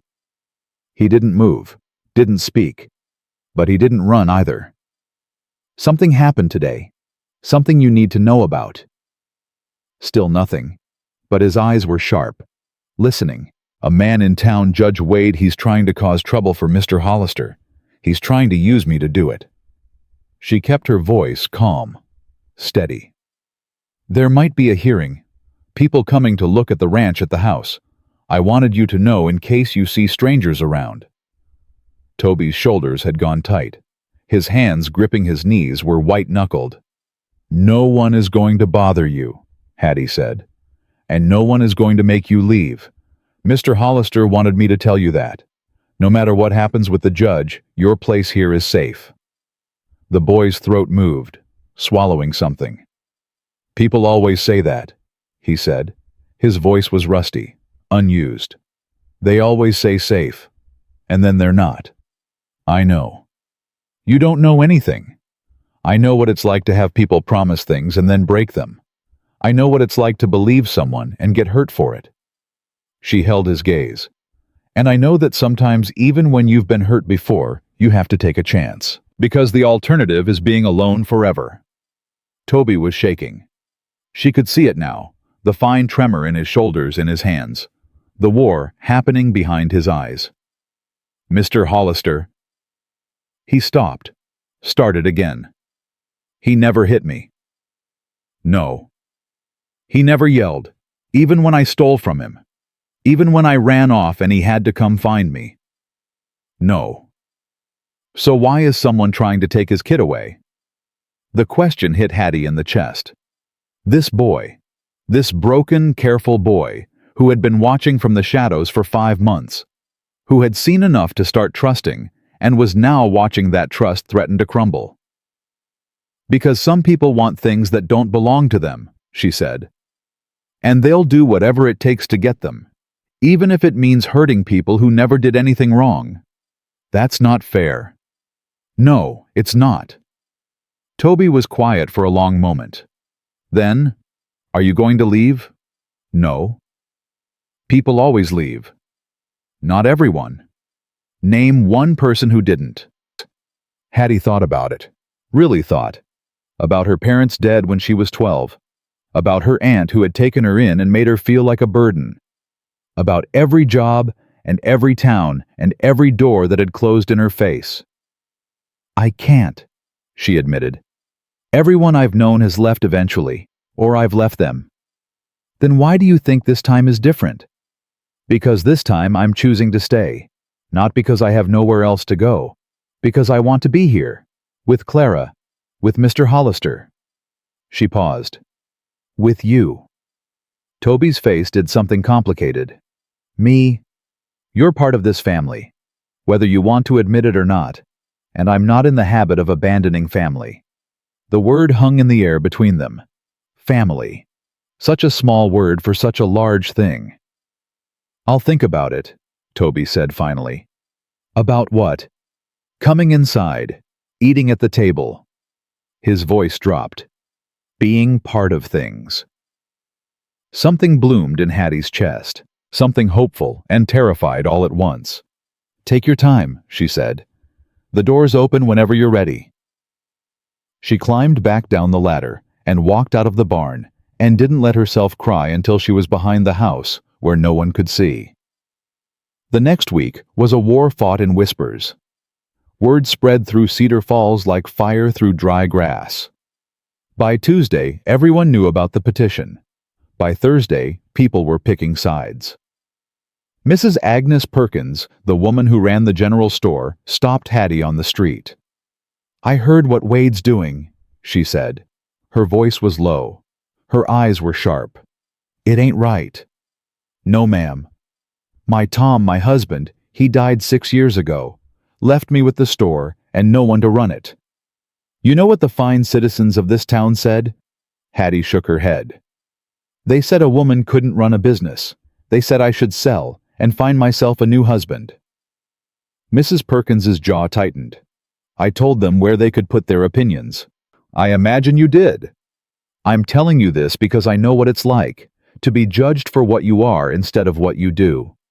She reached out and gripped Hattie's arm. Don't let them win. You hear me? Don't you dare let them win. Hattie's throat was tight. Yes, ma'am. And you tell Sam Hollister that if he needs anything at all, he knows where to find me. She walked away before Hattie could respond, leaving Hattie standing in the middle of the street with something unfamiliar blooming in her chest. Allies. She had allies, but the enemies were louder. Mrs. Wade made sure of that. She held a special meeting of the Ladies' Aid Committee. She made speeches at church. She talked to anyone who would listen about the shocking situation at the Hollister Ranch. That poor child, Hattie heard her saying outside the post office. Living in a house of sin with that woman. It took everything Hattie had not to turn around, not to confront her, not to say all the things that were building up in her chest like a storm, but Sam had asked her not to. Don't give her ammunition, he'd said. She's trying to provoke you. If you lash out, she'll use it against us at the hearing. So Hattie kept her head down, kept her mouth shut, kept walking. It was the hardest thing she'd ever done. 3 days before the hearing, Toby came inside. He didn't announce it, didn't make a production of it. He just appeared at the dinner table, slipping into the empty chair, like he'd been sitting there all along. Clara's fork stopped halfway to her mouth. Toby. Don't make a thing of it. His voice was rough. His eyes were on his plate. I'm not making a thing of it. I'm just... Clara. Sam's voice was quiet, steady. Pass Toby the potatoes. Clara closed her mouth. Pass the potatoes. The meal continued, but under the table, Hattie saw Clara reach out and squeeze Toby's hand. Just once. Just for a second. And Toby, prickly, guarded, terrified Toby, let her. After dinner, when Clara was doing her chores and Toby had retreated to the porch, Sam found Hattie in the kitchen. That was you, he said. Whatever you said to him in the barn, that was you. It was him. He made the choice. Hattie. Sam stepped closer. I've been trying to get that boy to come inside for 5 months. You did it in 3 weeks. Maybe he just needed someone who understood what it was like, to be on the outside looking in. Maybe. Sam was looking at her with that expression again, the one that made her want to look away and never look away at the same time. Or maybe you're just better at this than you think you are. At what? At family. The word hit her like a physical force. She had to put a hand on the counter to steady herself. Sam, I need to ask you something. Her heart was pounding. What? The hearing is in 3 days. Wade is going to argue that our living arrangement is improper, that having an unmarried woman under my roof is evidence of whatever he wants to claim. I know. There's a way to make his argument go away. Hattie's throat tightened. She knew what he was going to say, knew it the way you know a storm is coming before you see the clouds. Sam, don't. Marry me. The words hung in the air between them. Simple. Impossible. You don't mean that. I do. You're only asking because of Wade, because of the hearing. I'm asking because of Wade, and because of Clara, and because of Toby. He stepped closer. And because every morning for the past 3 weeks I've woken up looking forward to seeing your face at my breakfast table, and every night I've gone to bed thinking about you in the room down the hall. Hattie's hands were shaking. That's not... I'm asking because when I think about my future now, you're in it. You and Clara and Toby and whatever else comes our way. His voice dropped. I'm asking because I think I'm falling in love with you, and I'm not sure what to do about it except ask you to stay. Permanently. She couldn't breathe, couldn't think, couldn't do anything but stand there and feel the weight of his words settling over her like something warm and terrifying. You don't know me, she managed. Not really. I know you leave plates by the door for a boy who won't come inside. I know you braid my daughter's hair every morning even though she squirms. I know you stood on my porch and listened to me talk about my dead wife and didn't try to fix it or make it smaller. His eyes were bright. "I know you're the strongest person I've ever met, and I know that scares you, but it doesn't scare me. Sam, say no if you want to. I'll understand. But say it because you don't want this, not because you don't think you deserve it." Hattie stood in this kitchen where she'd cooked 3 weeks of meals, where she'd braided Clara's hair and left plates for Toby, and started to believe that maybe she belonged somewhere. She thought about all the doors that had closed in her face, all the people who had looked at her and seen her size before they saw anything else. She thought about Mrs. Caldwell on the boarding house steps, about her aunt's voice saying one less thing I have to look at. And she thought about Sam. Sam, who looked at her like she was the largest person he'd ever met, and meant it as a compliment. "Yes," she said. Sam went very still. "Yes. Yes." The word came out stronger the second time. "Yes, I'll marry you." His face transformed. The careful control fell away, leaving something raw and unguarded and beautiful. "Hattie, but I need you to know something first. Anything. I'm not easy. I've been alone a long time, and I have edges, and I will not." He kissed her. It was sudden and soft and completely unexpected, and it short-circuited every thought in her head. When he pulled back, he was smiling. The first real, full smile she'd ever seen on his face. "I know," he said. "I'm counting on it." From the doorway came a small, triumphant voice. "I knew it!" Clara was standing there grinning so wide it looked like her face might split. Behind her, hovering in the shadows of the porch, Toby was watching with something that looked almost like hope. "You knew nothing," Sam said, but he was still smiling. "I knew everything.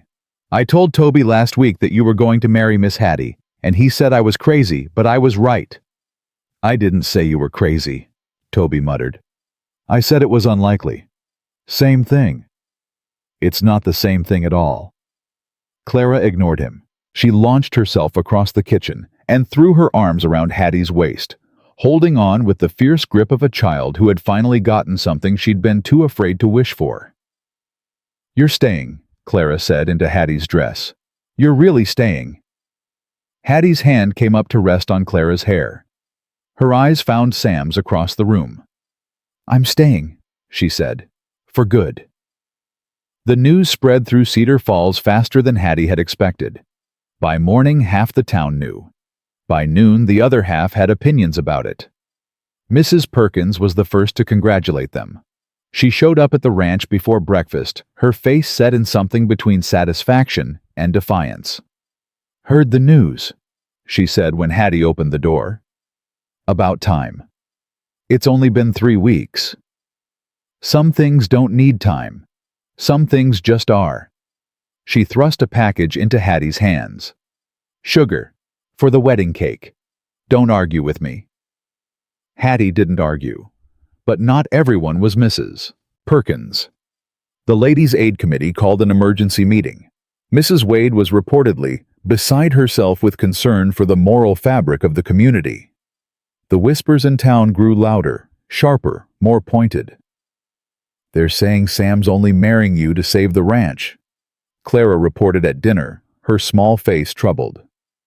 "Clara," Sam's voice carried a warning. "I'm just saying what I heard. You shouldn't be listening to gossip." I wasn't listening. They were talking loud enough for everyone to hear. Mrs. Sterling said it right there in the street. She said... Clara stopped. Her jaw tightened in that way Hattie had come to recognize. "What did she say, sweetheart?" "She said no man would marry you for real. She said you were too..." Clara's voice cracked. "She said bad things about how you look." The table went very quiet. Hattie set down her fork. "Clara, look at me." Clara looked. "People have been saying things like that about me my whole life. Every place I've ever been, someone has had something to say about my body. About what it means, what it says about me, what I deserve because of it. But it's not fair." "No, it's not." Hattie reached across the table and took Clara's hand. But here's what I've learned. What those people think doesn't change who I am. It doesn't change what I'm worth. It doesn't change the fact that your father asked me to marry him because he wants to, not because he has to. But how do you stand it? How do you not just... Clara's eyes were bright with tears. How do you not scream at them? Sometimes I want to. Sometimes I do. Hattie squeezed her hand. But most of the time, I just keep living. Keep showing up. Keep being myself. Because the best revenge against people who want to make you small is to take up space anyway. Clara was quiet for a long moment. Then, I want to be like you when I grow up. Something cracked open in Hattie's chest. You already are, sweetheart. You already are. From the doorway, Toby's voice came quiet and rough. She's right, you know. Everyone turned. Toby was standing in the entrance to the kitchen. His hands shoved in his pockets, his face its usual guarded mask, but something underneath it was different, softer. About what? Clara asked. About taking up space. He looked at Hattie. You take up a lot of space, in a good way, like you belong wherever you are. Hattie's throat closed up. This boy, this broken, careful boy who had spent 5 months in the shadows watching, waiting, protecting himself from hope. Thank you, Toby. He shrugged, but the corner of his mouth moved, almost a smile. Progress. Small and fragile and real. The hearing was set for Friday at 10 in the morning. Sam hired a lawyer from the next county over a man named Henderson, who had a reputation for being honest and not being afraid of judges who thought they were kings. Henderson came to the ranch on Thursday to prepare them. Here's what you need to understand, he said, sitting at the kitchen table with papers spread in front of him. Wade doesn't have a legal case. Not really. Living arrangements between adults are not the county's business unless there's evidence of actual harm to a child. Then why are we even having a hearing? Sam asked. Because Wade is the judge and judges have broad discretion over what cases they hear. Henderson's voice was grim. He's abusing his power. Everyone knows it. But proving it is another matter. So what do? You show up. You answer his questions. You don't lose your temper no matter what he says. Henderson looked at Sam, then at Hattie. Both of you. He's going to try to provoke you. He's going to say things designed to make you react.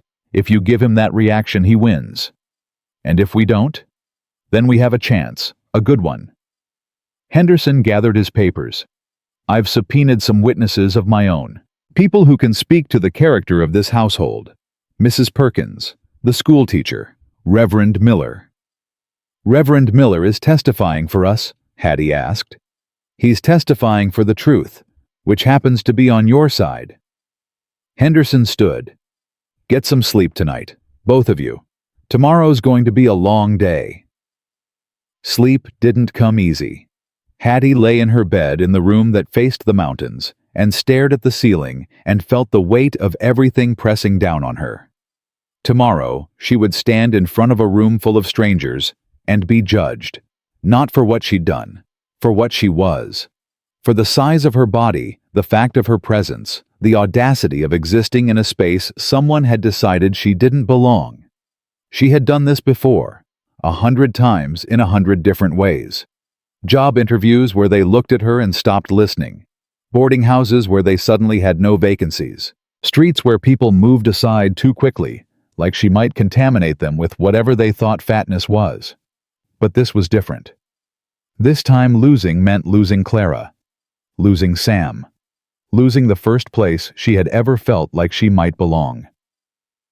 A soft knock at her door. Come in. Sam pushed the door open. He was still dressed, his face haggard in the lamplight. Can't sleep either, Hattie asked. No. He came to sit on the edge of her bed, close but not too close, still careful even now. Keep thinking about what Wade might say, what he might do. Henderson said we have a good chance. Henderson is being optimistic. Wade has never lost a case in his own courtroom. Hattie sat up. Then why are we doing this? Why not just give him what he wants? Sam's jaw tightened. I've been fighting that man for 4 years. I'm not going to stop now. Even if we lose, we're not going to lose. But if we do, then we figure out what comes next, together. He reached for her hand, held it. That's what I keep telling myself. Whatever happens, we face it together. That's more than I had before you came. Hattie looked at their hands twined together in the lamplight. His rough and calloused, hers soft and broad. Two people who had been alone for too long learning to hold on. I'm scared, she admitted. The words came out before she could stop them. I've never been this scared of losing something, because I've never had something this worth losing. Sam's grip tightened. I know. Me too. They sat there in the quiet dark, holding on to each other, waiting for morning. The courthouse was packed. Hattie hadn't expected that. She'd imagined a quiet room, a small audience, the dry formality of legal proceedings. Instead, half of Cedar Falls had turned out to watch. They lined the walls, filled the benches, spilled out into the hallway. Some of them were there to support Wade. Hattie could see Mrs. Wade in the front row, her face arranged in practiced concern. But others were there for different reasons. Mrs. Perkins was near the back, her arms crossed, her expression defiant. The schoolteacher, Miss Collins, sat beside her. And scattered throughout the crowd, Hattie saw faces she recognized. The woman from the bakery who had sold her flour. The blacksmith who had nodded to her on the street. The doctor who had once stopped to help when a wagon wheel broke. People she hadn't realized were watching. People who had been paying attention. Judge Wade took his seat at the front of the room. He was a large man, fleshy and self-satisfied, with the particular smugness of someone who had never been told no. This hearing is convened to examine the living arrangements at the Hollister Ranch, he announced. Specifically whether said arrangements constitute an unsuitable environment for a minor child. Henderson rose. Your Honor, we'd like it noted for the record that my client objects to these proceedings on the grounds that there is no legitimate legal basis. Objection noted and overruled. Wade didn't even look at him. Mrs. Wade, please take the stand. Eleanor Wade walked to the front of the room with the careful precision of someone who had rehearsed this moment. She placed her hand on the Bible, swore to tell the truth, and then proceeded to tell everything but. I visited the Hollister Ranch 3 weeks ago, she said, her voice dripping with false sympathy. I was concerned as any decent Christian woman would be about the welfare of that poor child. And what did you observe? I observed a woman of... She paused for effect. Questionable character living under Mr. Hollister's roof. Unmarried. Unrelated. Alone with him and his daughter. And what conclusions did you draw? That the situation was improper, immoral, unfit for a child. Henderson stood. Mrs. Wade, did you observe any actual impropriety during your visit? I beg your pardon. Did you see anything illegal, anything harmful, anything that would actually endanger Clara Hollister's welfare? Mrs. Wade's composure flickered. I saw enough to... A simple yes or no, please. No, but the implication... Thank you, no further questions. Wade's face had gone red. The witness may step down. 3 more witnesses followed. Mrs. Sterling, who repeated much of what Mrs. Wade had said. A man Hattie didn't recognize who claimed to have seen suspicious activity at the ranch, though when pressed he couldn't specify what. A woman who testified that she'd heard rumors about that fat woman living in sin. Each time Henderson cross-examined. Each time the testimony fell apart under scrutiny. But Hattie could feel Wade's frustration building, could see the way his eyes kept finding her in the crowd, narrowing with calculation. He was losing, and he knew it. And a man like Wade didn't lose gracefully. I'd like to call Harriet Brennan to the stand. Hattie's stomach dropped. Henderson was on his feet immediately. Your Honor, Miss Brennan is not a party to these proceedings. She is a resident of the household in question. Her testimony is relevant. Wade's smile was thin and satisfied. Miss Brennan, The stand, please." Hattie stood. Her legs felt unsteady, but she made them move. She walked to the front of the room, past the staring faces, past Mrs. Wade's triumphant expression, past the whispers that followed her like shadows. She placed her hand on the Bible. She swore to tell the truth. And then Judge Wade leaned forward and said, "Miss Brennan, let's talk about your history." The next 20 minutes were the longest of Hattie's life. Wade asked about every job she'd lost, every town she'd left, every door that had closed in her face. He asked about her family, her dead parents, her estranged aunt, the letters that had followed her across 3 states. He asked about her finances, her lack of references, her reasons for coming to Cedar Falls. And underneath every question was the real question, the one he was too clever to ask directly, but made sure everyone heard. "What is a woman like you doing in a respectable man's house?" Hattie answered every question honestly. She didn't flinch. She didn't cry.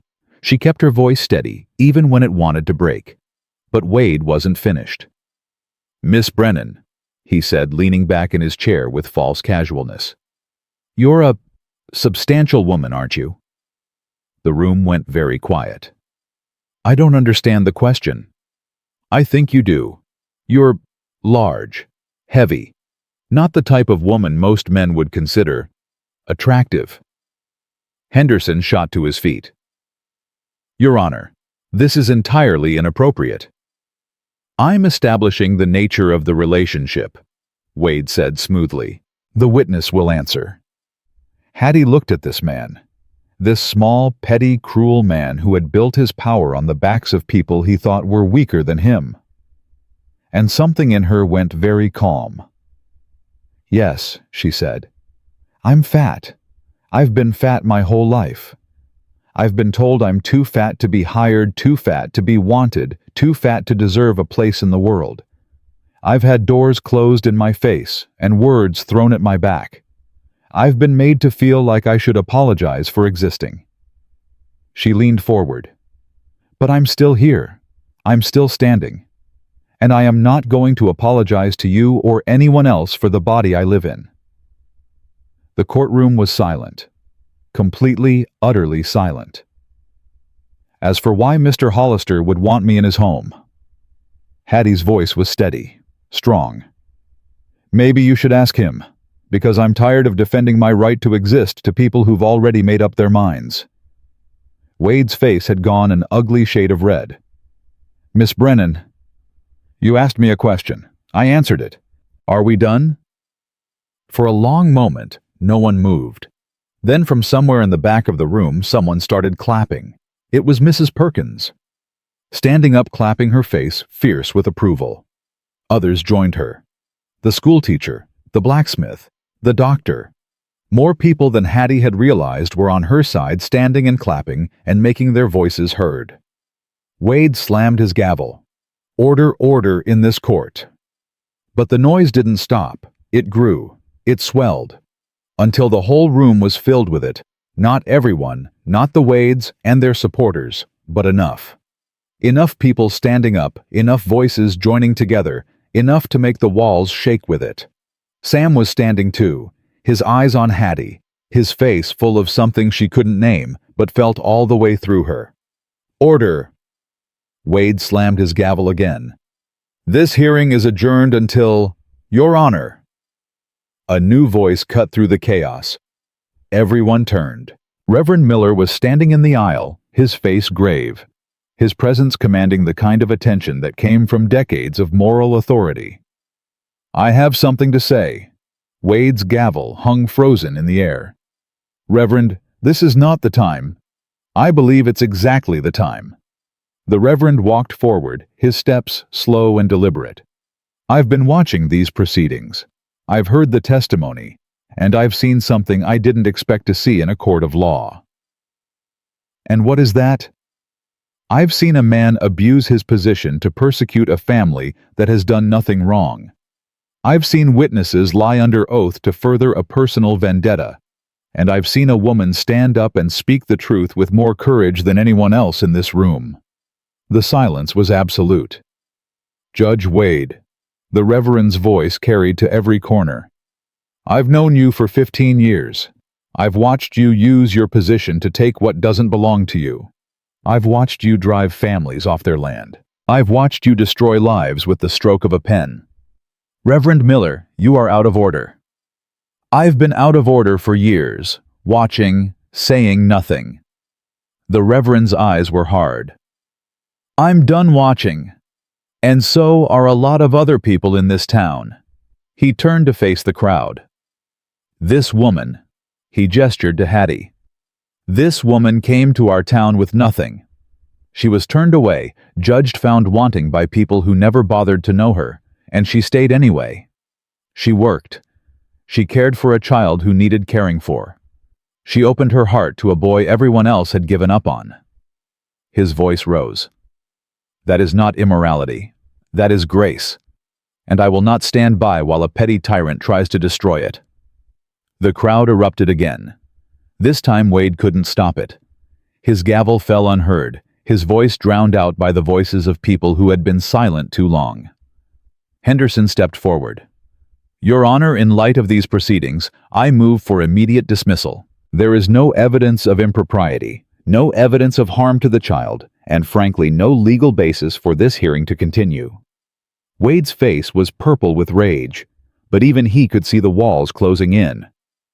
This hearing is adjourned, he spat, indefinitely. He swept out of the room without another word. Mrs. Wade followed her face a mask of fury, and Hattie stood in the witness box, surrounded by the sound of her own vindication, and finally let herself breathe. Sam reached her before anyone else could. He pushed through the crowd past the well-wishers and the curious onlookers and pulled her into his arms right there in front of everyone.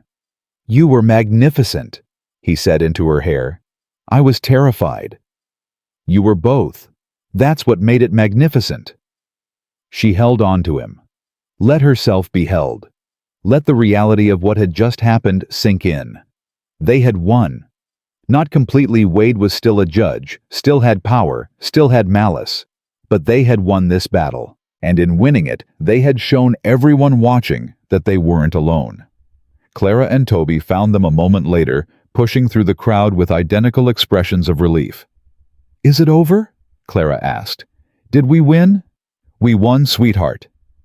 Clara threw her arms around both of them, and Toby, after a moment's hesitation, stepped close enough to be pulled in too.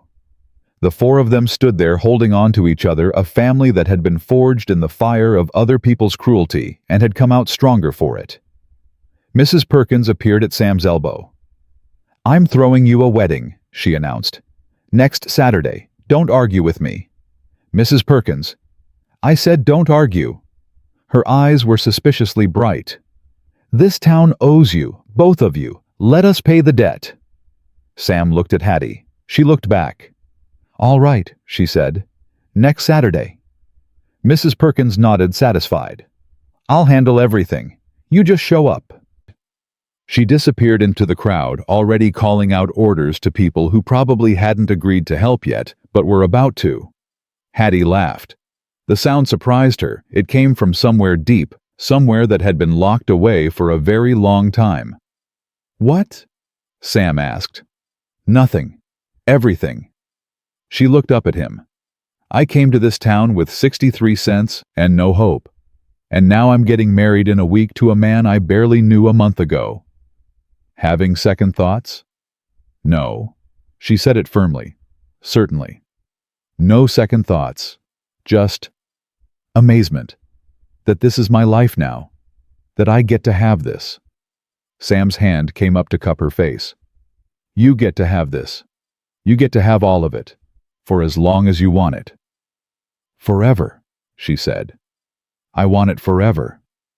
Then forever it is.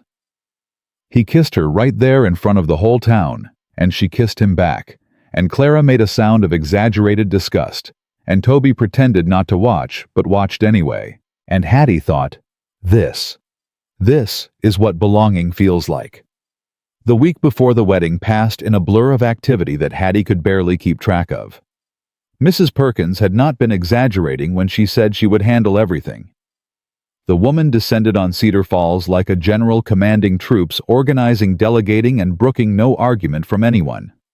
"The ceremony will be at the church," she informed Hattie on Monday. Reverend Miller insisted. "He says after what happened at the hearing, he wants to personally officiate." "That's kind of him." "It's not kindness, it's justice." Mrs. Perkins' eyes were sharp. "That man has been waiting 15 years to stand up to Wade. You gave him the excuse he needed. The least he can do is marry you proper."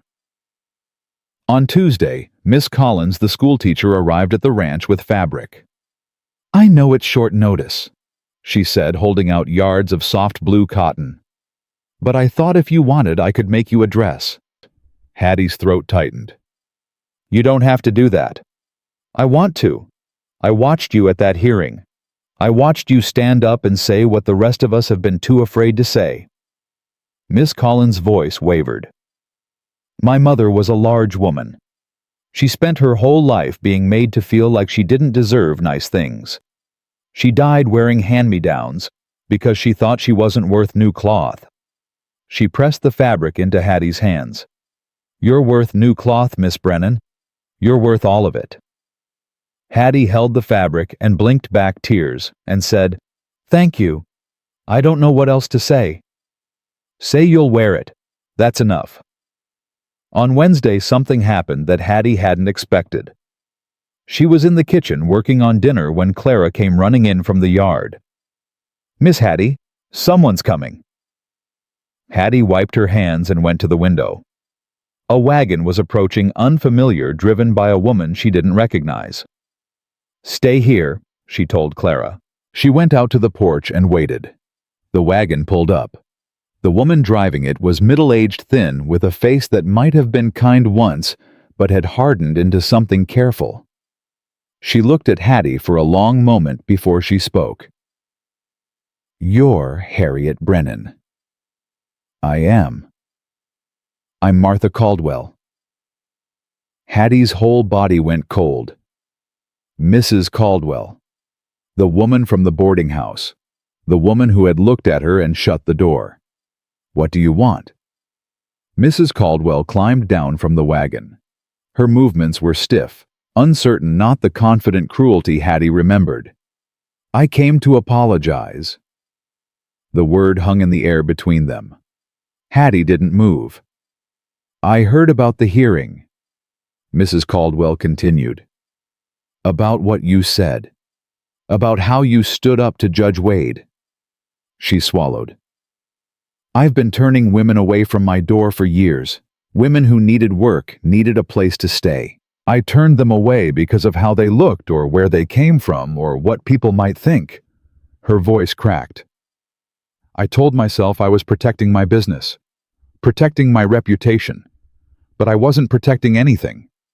I was being a coward, choosing comfort over courage." Hattie stood on the porch and looked at this woman who had sent her walking back down those steps with her dignity in tatters and her hope in pieces. "Why are you telling me this?" "Because I need you to know that I was wrong, that what I did to you was wrong, and that—" Mrs. Caldwell's hands were shaking. "And that I'm going to do better. I don't know how yet, but I'm going to try." Hattie was quiet for a long moment. She thought about all the anger she'd been carrying, all the hurt, all the times she'd replayed that moment on the boarding house steps, imagining what she should have said, what she wished she'd done. She thought about holding on to that anger, about letting it fester, about carrying it into her new life like a stone in her pocket. And then she thought about letting it go. "I accept your apology," she said. Mrs. Caldwell's face crumpled. "You don't have to." "I know I don't have to. I'm choosing to." Hattie came down from the porch. "I spent a lot of years being angry at people who hurt me. It didn't make me feel better. It didn't change what happened. It just made me tired." She stopped in front of Mrs. Caldwell. "I'm not going to carry anger into my wedding. I'm not going to carry it into my marriage or my family or my life. So yes, I accept your apology, and I genuinely hope that you find a way to do better." Mrs. Caldwell was crying now, quiet tears running down her weathered face. "Thank you," she whispered. "I don't deserve—" "Maybe not, but that's not the point." Hattie smiled. It felt strange on her face. Forgiveness was new territory. "The point is that we both get to move forward now. That's what forgiveness is for, Mrs." Caldwell nodded, wiped her face, got back in her wagon. "I hope you'll be happy," she said. "I really do." "I intend to be." She watched the wagon disappear down the road, and she felt something lift from her shoulders. Something she hadn't realized she'd been carrying. Clara appeared at her elbow. "Who was that?"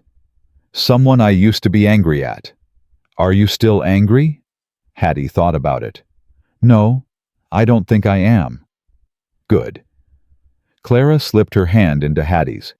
"Being angry is tiring. I'd rather be happy." "Me too, sweetheart. Me too." Thursday brought one more surprise. Hattie was sitting on the porch with Clara working on her reading.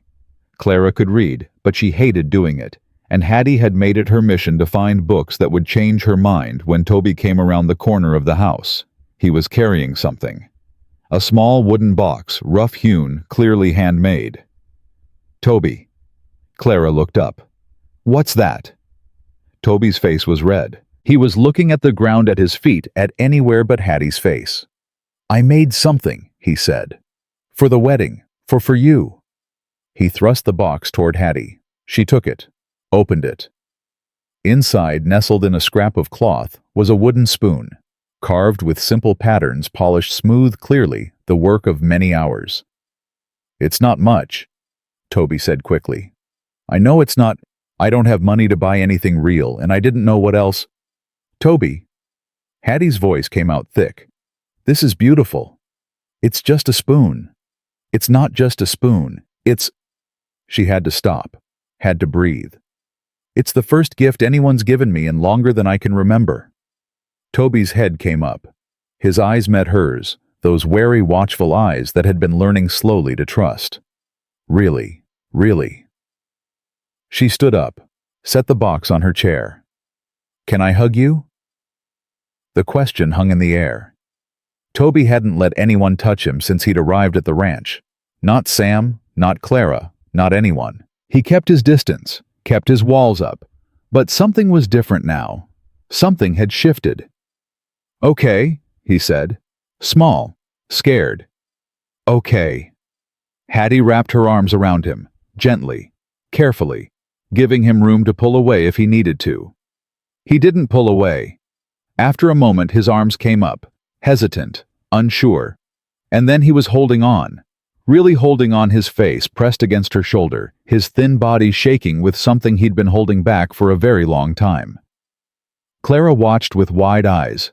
She didn't say anything. Even she knew that some moments were too sacred for words. When Toby finally stepped back, his face was wet. He wiped it quickly, embarrassed. "Sorry, I didn't mean to." "Don't apologize." Hattie touched his cheek.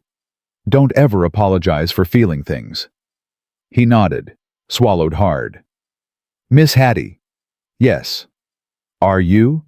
He stopped, started again. "Are you going to be my mother now, too?" The question hit Hattie like a physical force. She looked at this boy, this broken, brave, terrified boy who had survived so much and trusted so little, and felt her heart crack open. "If you want me to be," she said. "If you'll have me." Toby's face did something complicated. Hope and fear and longing all tangled together. "I want you to be," he whispered. I want to belong somewhere." "You do belong somewhere. You belong here. With us. With all of us." Clara couldn't hold back anymore. She launched herself off the porch and threw her arms around Toby. "You're going to be my brother," she announced. "For real." "I'm not—" Toby started, but Clara was already talking over him. "We can share the chores, and I'll teach you to ride Biscuit properly, and we can play games and—" "Clara," Hattie's voice was gentle, "let him breathe." Clara stepped back, but she was grinning so wide her face could barely contain it. "This is the best week ever," she declared. "First the hearing, and now a brother, and tomorrow you're getting married, and—" "Tomorrow—" Hattie's stomach dropped. "The wedding is tomorrow." "It's Saturday tomorrow," Clara said, like Hattie was being particularly slow. Mrs. Perkins said Saturday. Hattie had lost track of the days. Between Mrs. Caldwell's visit and Toby's gift and everything else, she had completely lost track. "I need to—" She stopped. What did she need to do? The dress was ready. The church was arranged. Mrs. Perkins had handled everything else. "You need to go to bed early," Clara said firmly. "Papa says brides need their sleep. He read it in a book. Your father is reading books about weddings. He wanted to do it right." Clara's voice softened. "He really loves you, you know. He told me. He said he didn't think he would ever love anyone again after Mama, but then you came and everything changed." Hattie's eyes burned. "He said that— He says lots of things when he thinks I'm not listening." Clara grinned. "I'm always listening." That night after dinner, after Clara and Toby had been sent to bed, Sam found Hattie on the porch. He sat down beside her, close enough that their shoulders touched. "Nervous?" he asked. "Terrified." "Good. Me too." She laughed. It came out shaky.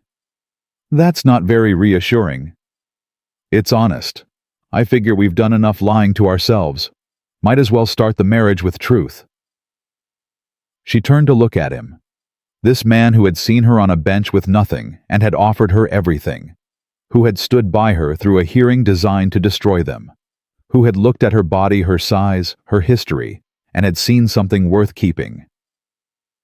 "I love you," she said. It was the first time she'd said it. The first time she'd let herself say it. Sam went very still. "I know it's fast," she continued. "I know we've only known each other a month. But I don't care. I love you. I love Clara. I love Toby. I love this ranch and this life and everything that comes with it. Hattie. And I'm scared out of my mind because I've never loved anything this much, and I don't know how to do this without being afraid that it's all going to disappear. But I'm going to do it anyway. I'm going to marry you tomorrow, and I'm going to build a life with you, and I'm going to be happy because I refuse. I absolutely refuse to let fear steal this from me." She was breathing hard by the time she finished. Sam was looking at her with that stripped open expression, the one that made her feel like he could see all the way through her. "I love you too," he said. "I've loved you since you looked at my daughter on that depot bench and saw a person instead of a problem. I've loved you since you braided her hair without being asked. I've loved you since you stood up in that courtroom and refused to apologize for existing." His voice broke. "I didn't think I would love anyone again. I thought that part of me died with Catherine. But you walked into my life with your sharp edges and your brave heart, and you made me remember what it felt like to hope." He took her hand, held it tight. "Marry me tomorrow, Hattie Brennan. Marry me and stay forever, and help me raise these children and grow old on this land. Marry me and let me spend the rest of my life trying to deserve you." She was crying now. Couldn't help it. "You already deserve me. Then let me prove it. Every day. For as long as we have. Yes." She said it without hesitation. Without doubt. "Yes. Forever yes." He kissed her then under the stars on the porch of the house that had become her home. And she kissed him back. And somewhere inside her, the last of the walls came down. The wedding day dawned bright and warm. Hattie woke early, old habit, but she didn't get up to make breakfast. Instead, she lay in bed and looked at the ceiling and let herself feel the weight of what was about to happen. Today she was getting married. Today she was becoming a wife. A mother. Part of a family. Today, everything changed. A knock at her door. Clara's voice. "Miss Hattie? Mrs. Perkins is here with your dress." The morning became a whirlwind. Mrs. Perkins and Miss Collins arrived together, along with half a dozen other women from town, who had apparently decided that preparing a bride was a community effort. They fussed over her hair. They adjusted her dress. They exclaimed over how beautiful she looked, and for once, Hattie let herself believe them. The blue dress fit perfectly. Miss Collins had done something magical with the fabric, creating a gown that was simple but elegant, that flowed over Hattie's body like it had been made for her, which of course it had. "You look like a queen," Clara breathed. "I look like me," Hattie said. "Just better than usual." "You always look good. Now you just look extra good." Mrs. Perkins appeared in the doorway. "The wagon's ready. Time to go." The ride to town felt like a dream. Hattie sat in the wagon with Clara beside her and Toby across from them, and she watched the familiar landscape pass by and thought, "This is my home now. This is where I belong." The church was packed, even more people than at the hearing if that was possible. They lined the pews, crowded the back, spilled out through the doors. "They all came for you," Clara whispered. "All of them." Hattie didn't know what to say. She didn't have words for what she was feeling, this overwhelming, terrifying, beautiful sense of being seen, being wanted, being part of something larger than herself. The music started. An old hymn played on an older piano. The congregation rose. Hattie walked down the aisle. She didn't have anyone to give her away. No father, no brother, no family left to claim her. She'd expected to feel the absence, the loneliness of walking alone. Instead, she felt the presence. All these people standing for her, watching her, welcoming her. And at the end of the aisle, Sam. He was wearing his good suit, the one he'd worn to the hearing, now brushed clean and pressed neat. His hat was in his hands. His eyes were on her. When she reached him, he held out his hand. She took it. "You're beautiful," he said low enough that only she could hear. "You're not so bad yourself." He smiled. That full, real smile she'd only seen a handful of times. The one that transformed his whole face. Reverend Miller cleared his throat. "Dearly beloved." The ceremony was simple, traditional. The words were old familiar, said by generations of people standing where they stood now making the same promises. But when Hattie said, "I do," the words felt new. Completely, utterly new. Like she was the first person who had ever said them, and meant them this much. "I now pronounce you husband and wife," Reverend Miller said. "You may kiss the bride." Sam kissed her. The church erupted in cheers, and Hattie Brennan. Hattie Hollister now stood in the middle of a crowd of people who had come to celebrate her, and felt something she had never felt before. Not just belonging, not just happiness, home. The reception was held in the town square. Tables had been set up covered with food that half the town had contributed. Someone had strung lanterns. Someone else had brought a fiddle. Hattie danced. She hadn't danced in years, hadn't let herself, hadn't wanted to, hadn't believed anyone would want to dance with her. But Sam pulled her onto the makeshift dance floor, and held her close, and moved with her to the music, and she danced. Clara danced with them.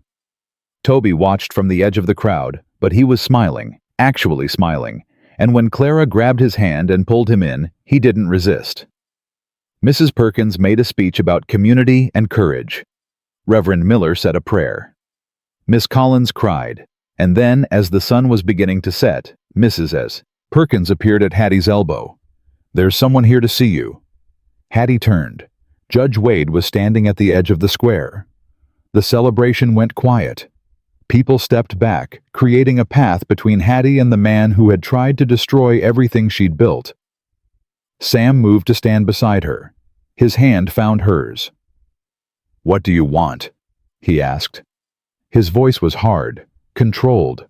Wade looked old. Older than he had at the hearing just days ago. Something had gone out of him, that smug certainty, that arrogance. "I came to offer my congratulations," he said. His voice was flat, empty. We don't want your congratulations. Nevertheless. Wade's eyes moved to Hattie. Mrs. Hollister, I underestimated you. Yes, you did. I won't make that mistake again. No, you won't. Hattie stepped forward. Sam's hand tightened on hers, but she didn't stop. Because I want you to understand something, Judge Wade. You can try to tear us down again. You can file more petitions, spread more lies, use whatever power you have left. But it won't work. And why is that? Because we're not alone anymore.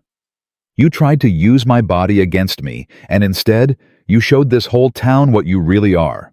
A bully, a coward, a man so small he has to make other people smaller to feel big.